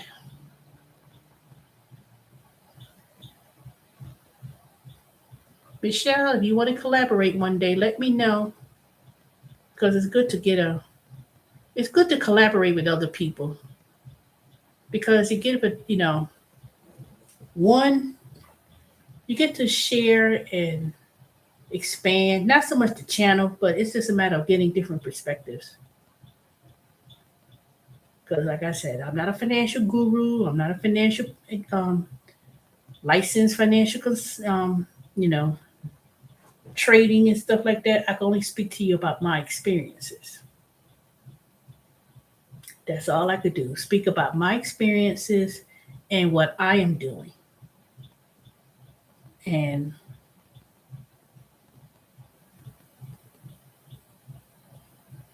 what I would do in this situation, I would still do, still do the little gig jobs. But at some point, you need to start investing and be consistent, whether it be weekly, monthly, something. and be patient and don't be like, oh my God, Mm-mm. But I'm gonna start doing I'm gonna share my video and share some of the progress of my investing. Let me see what we get. January, February, March, April, May.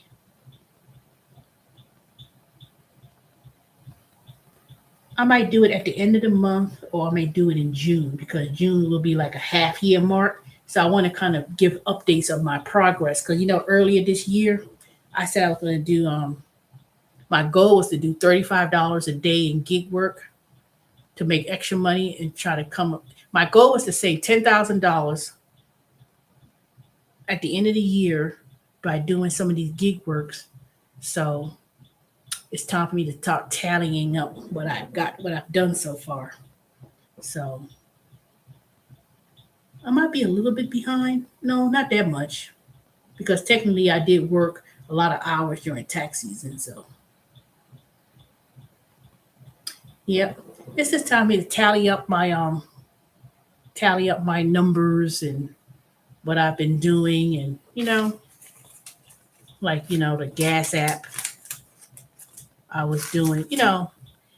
Um, it was all these little receipts and stuff. Scan receipts for points, scan receipts for money. So some of them I've gotten like $50 here, $75 there. I think I have almost like $100 in one, but I haven't. It's like all over the place. I need to start pulling all these together and seeing what I got. It's just like finding a nickel. It's just like if you walking in the street and you know how people see loose change in the street and they collect it. That's how I look at it. These little things just add up, and it's just like putting, because we don't do dollars and physical dollars anymore. You have loose change. And I used to have loose change. You just put them in a jar, and then at the end of the year, you have all these coins, nickels and dimes, quarters, and you could wrap them up. I look at some of these things that I do on these little apps. It's like collecting loose change. And then at the end of the year, you'd be like, oh my God, I got $200 worth of stuff. So it's the same thing when I do these little apps, coin out and the ones with the points, even though you could convert the points to gift cards or you could point the points to a PayPal account. So I look at that like saving coins, and it all adds up. It all adds up. Matter of fact, I got loose change and stuff. I need to add up and count what's in that bucket and then just go there one day and take it to the bank. Say, here you go. I got some of these loose change. One time I had so much loose change, I counted, it was like at least $30 worth of quarters. And I was like, dang, I got $30 worth of this loose change that was in this bucket.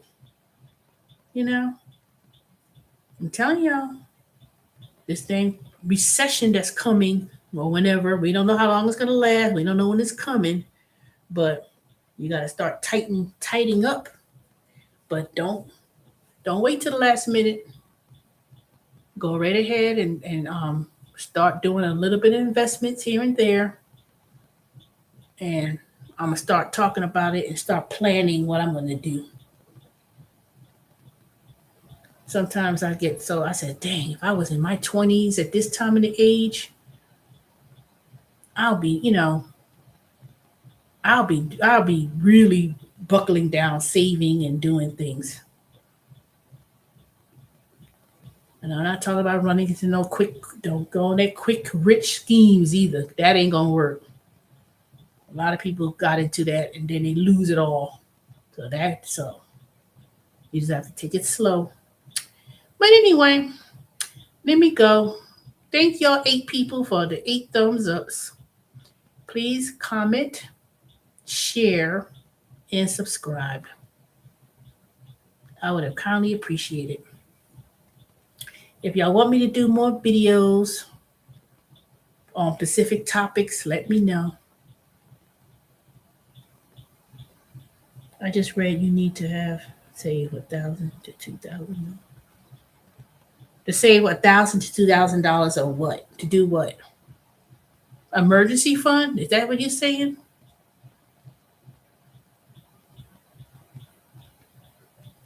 You have to clarify. You have to save $1,000 to $2,000 for what?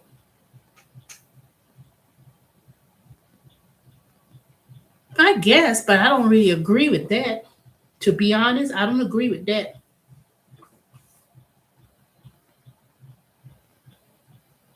To have $1,000 to $2,000 as an emergency fund. The only reason why they say $1,000 to $2,000 is because the majority of Americans don't even have $200 saved. So that's why they said that. I don't agree with that. Nope, I don't agree with that. $1,000 to $2,000, that ain't nowhere close as an emergency if something was to happen. If something was to happen,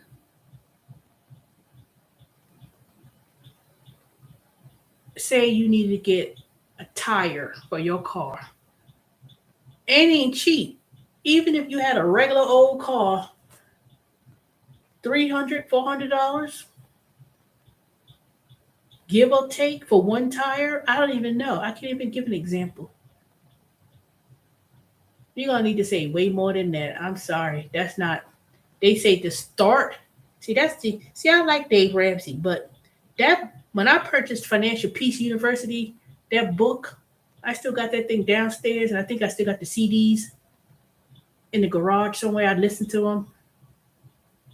That was over 10 years ago when he says start saving $1,000, but your emergency fund should be. They said at one time 3 months of expenses. So the average expenses monthly is what, $3,000 a month, and 3 months of expense, that's $9,000. It gonna take way longer than three. It gonna take longer than 3 months for you to come up with the emergency fund for 3 months.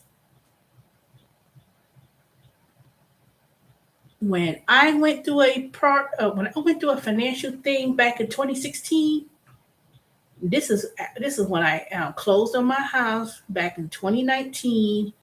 Bought me some brand new appliances and bought all this stuff I needed to buy, and still I had. And when I lost my job at the IRS, at the government, I had I saved up $30,000, and that was after I took the money to put the down payment for the house, paid for an inspector. When it was all said and done, when in 2016, summer of 2016, after I was so mad because I could, I told her I could kiss my ass, and I should have left 5 years prior, but I stayed there for 10 years, and 10 years and 6 months, and I said I should have been left. I had $30,000 plus saved up in my account, and that lasted me 3 years, or maybe three, a little bit over. It took me a little bit over 3 years because I was working. At that point, I was doing Uber Eats and I did the gig work, driving and stuff, and I wasn't hustling hard like that, but I was still able to pay my basic bills on what I made driving, and then took that little BS job at Wipro that wasn't paying much of nothing. And then I was working all those other jobs, CGS, it was paying 12, 13, 14. It took a minute for me to find me something else. And it wasn't until COVID happened, when they really needed to hire people, you know, that I started making a little bit more money. But I always kept these gig work going. But that $30,000 that I had in my savings, um, it lasted me for a couple. It lasted me for at least 3 years, 2.5, 3 years, I think it was. until I really hit hard bottom when it started like went down from it went down to 1,000 something. Then it started dwindling down. I mean, I was still using the money I was doing to get work to pay my bills and pay my basic bills and stuff. The only thing of good was is that I had my house and I had to worry about paying rent. I ain't had to worry about increasing rent and stuff. I mean, yeah, my little the property taxes would go up and stuff, but there were times when um, certain things may come up. But $1,000 just for emergency, that's not enough money. I'm sorry. I'm sorry. That is not. That's a good starting point. It's a good starting point to say, okay, let me first save $1,000, and but after that, you gotta have that's not even 1 month expenses. You gotta take whatever your expenses are and times that by 10 months or a year, to be honest. You gotta have at least, um, in my opinion, 10 months to a year. And then after you have about 10 months to a year of emergency fund, then you start saving money to put aside for investing, and then have maybe have another account for something you um, building up to do. But I'm sorry, I don't agree with no $1,000 to $2,000 and that's it. It's good to have. You probably be better saving $10,000 to $12,000 and then invest money in other investments. And then that way, if you have something major come up, or if you have lost your job or something to that nature, you at least have a cushion to still pay your bills and then still do other gig work like Uber or groceries, Instacart and stuff. And then you could still able to pay, you know, the mandatory bills, rent, light, food, and maybe car insurance. But I don't think $1,000 is an emergency fund to save. That might be something more like, oh, I'm gonna save this $1,000 to $2,000 as a treat for me to go on vacation, something like that. Or, you know, it's gonna help. I'm saving this $1,000 to $2,000 because I know I need to buy some brand new tires for the car or truck or whatever. But no, no, that's my opinion. There was no typo.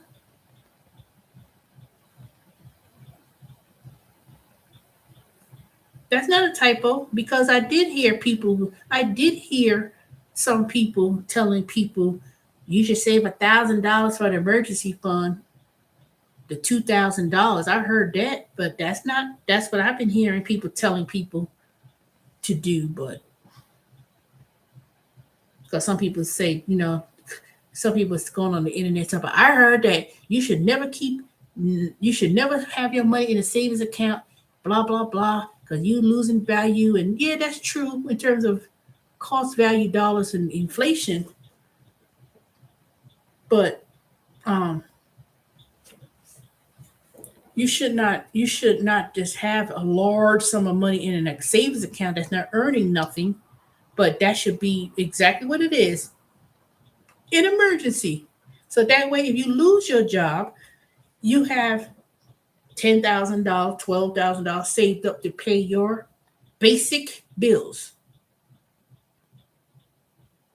And the other things you do is the investment by doing monthly or weekly investment to invest your money to grow. That is what that is what I would that's what I would do. So that way, if um I continue to have money saved up, I start putting money aside to investing, you know, and that's more so to pay for bills, household bills, just in case. So that way, if something comes up, especially if you live in a house, that way if something comes up, something happens, I'm like, damn, I gotta let me go ahead and take the $1,000 and replace the door. That's what or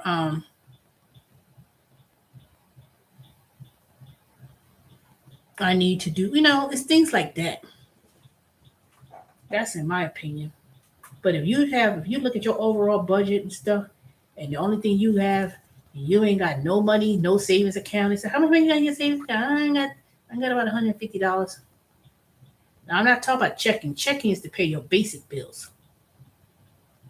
But if I lose my job, I have this amount of money that's gonna come in that's gonna help me until I find another job.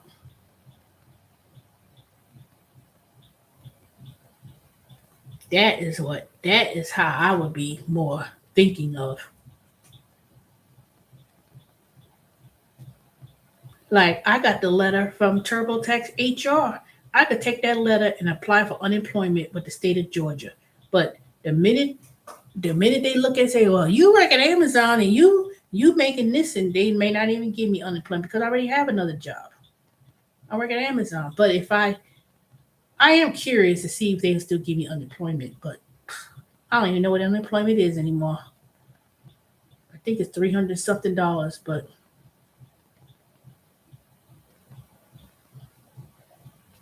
I don't even know if they would even. I don't even know if they give me unemployment because technically I am unemployed, but it was seasonal. But I work another job too. I don't know. I'm gonna call them tomorrow. I'm gonna ask them. I'm curious. If I don't qualify for unemployment, I don't qualify for unemployment. But whatever. But let's say Amazon starts. All right, we ain't got no work and we have to reduce the hours. Then I know I have other things to back up. I have other things I could rely on. Because it is kind of slow though. Even though they offer VTO and I be taking it, I do work at least half the day. I don't be taking off the whole entire day, but I do. I work up until maybe 1 o'clock a.m. and I'll be like, oh, I'm so tired, I want to go home. Then I say, what? I'll still get about $400, $500 in my check. You know, but see, that's what I'm saying. I have enough money saved up in my checking, and I still have my other little gig work to do to not deplete my savings as quickly. I don't have to let it deplete so fast. Because one, I don't go nowhere hardly. You know, I've been keeping track of my eating. Only time I go to Panera or if I go to Culver's is because I either had a gift card and it's free, so I'm not really spending money on that. So that's a good thing. And pretty much that's it. And then when they call, I'll be working at QuickBooks as an independent contractor.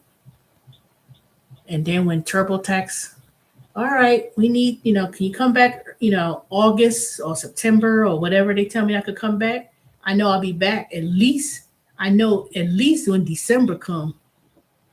But if I come back sooner than that, I'll work whenever time, and then they'll have that marathon of January, February, March, April. I just stack up my little money, and then whatever happens with Amazon, I'll be still at Amazon until um, something else comes along, and that's it. You always have to look ahead. You have to always look ahead, and I don't know what's going to happen with this upcoming months and things going on, recession and all that stuff. But all I know is when I started reading on CNN how so many people started running back to their old jobs and the Great Recession and People say, "Oh, I'm going back to my old job. Bump this." These companies, they gonna about to flip the table. They're gonna have the advantage. See, right now they didn't have no workers, so they were shorthanded and they were begging people. But then when things flip, you know, I do not want to be in that position anymore where it was so hard to find another position. I do not want to happen, especially at my age, you know. And then younger people, you don't skill and don't be following these little things on YouTube thinking that you could be a YouTube sensation. That ain't no job. That is not no career. And you cannot, you can't make a whole lot of money with doing these things with these social media platforms because regardless, it's not the same like it used to. It takes skill, marketing, some type of marketing skills, sales, all of that. Making your YouTube channel, getting sponsors, all of that is a skill of marketing and sales. You could have 10 billion funnels under the world, but that is not going to be relationship building. Funnels is not going to be generate sales. It's your person, it's your personality, it's your relationship building and team building. You still have to have the social skills to expand a business, whether you selling um, courses online, whether you selling tax related or getting customers, whether you doing grocery shopping deliveries, whether you try to establish a restaurant to sign up to do deliveries, whatever. All of that is sales. All of that involves marketing, and it still requires that you still have to do the hustle, the work, meeting people, not being afraid to call on the phone and says, "Hi, my name is so and so, and I'm here to," you know, going out to different stores and meeting people and just kind of like getting the idea of what and offering your skills. And that's what I do. I mean, I haven't done it as much because I've been juggling so many different gigs, merchandising gigs and doing this thing and working from home for this company. And I said to myself, if I want to really, expand my business and stuff, you have to talk to people.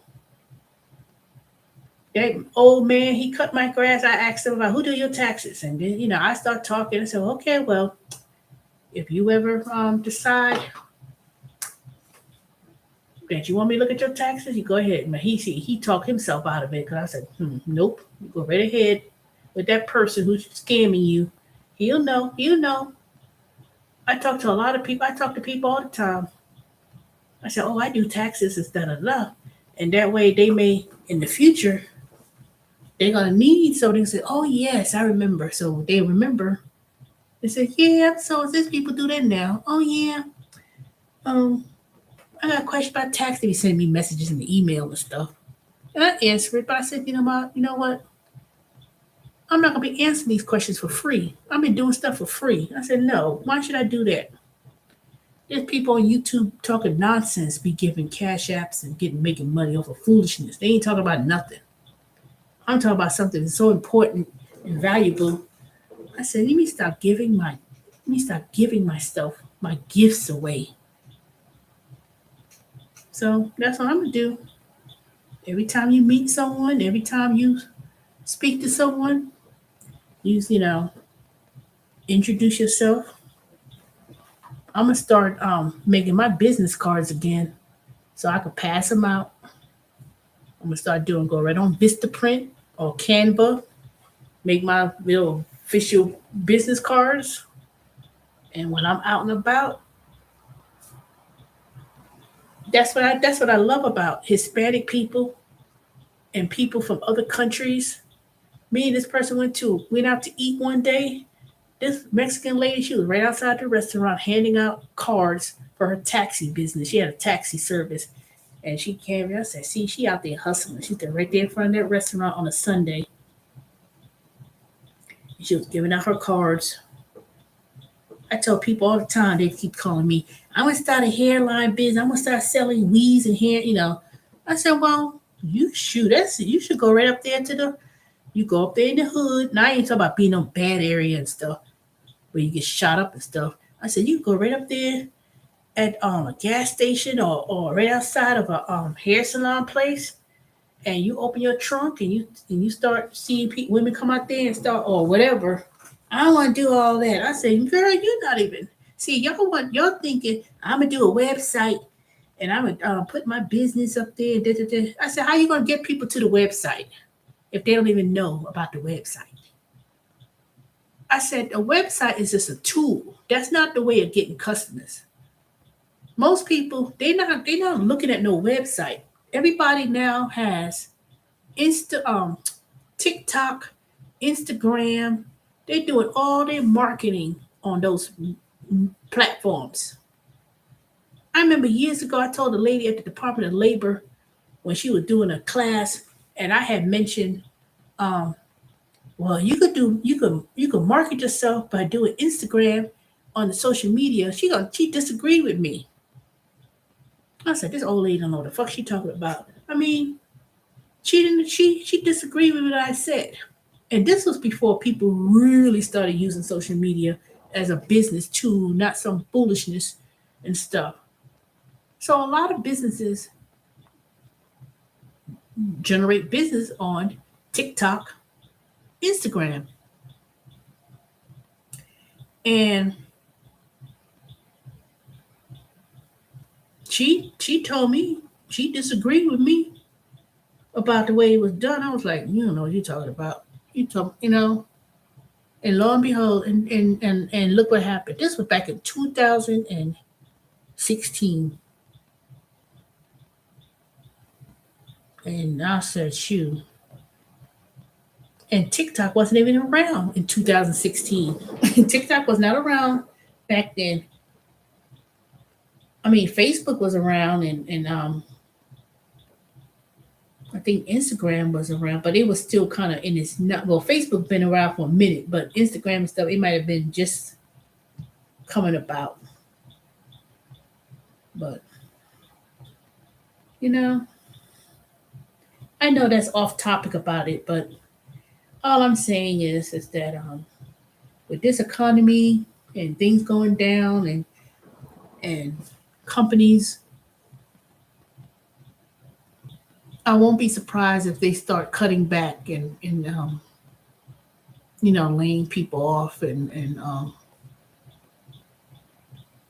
people's going to be running back to their jobs. And for those doing the gig work economy, I still believe you have to go out there and find other multiple streams of income. I mean, yeah, you can be self-employed and stuff, but somehow or another, you better start looking. And I hate to say it, these nasty raggedy, as much as nasty McDonald's and stuff be getting. I saw something about $14, $15. It got to the point, and shoot, I was like, dang, you know,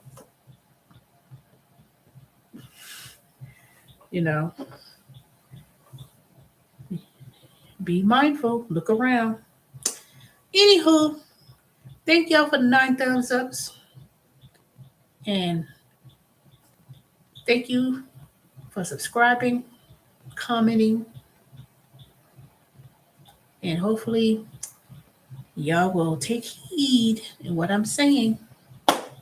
But anywho, I'll talk to y'all later, and I'll try to figure out how I'm gonna do me some more videos and share my screen. But I haven't figured out. It can't be that hard. All right, y'all. Y'all have a good night. It's 12:13, and I'll do my homework assignments. Now I gotta, I may stay up and still do it. All right. I'll talk to y'all later. Y'all have a good night. Bye, Michelle. Shifting some soil, 55. Home, Romeo. These nuts. All the rest of y'all looking, but didn't come on and say nothing. Y'all have a good one.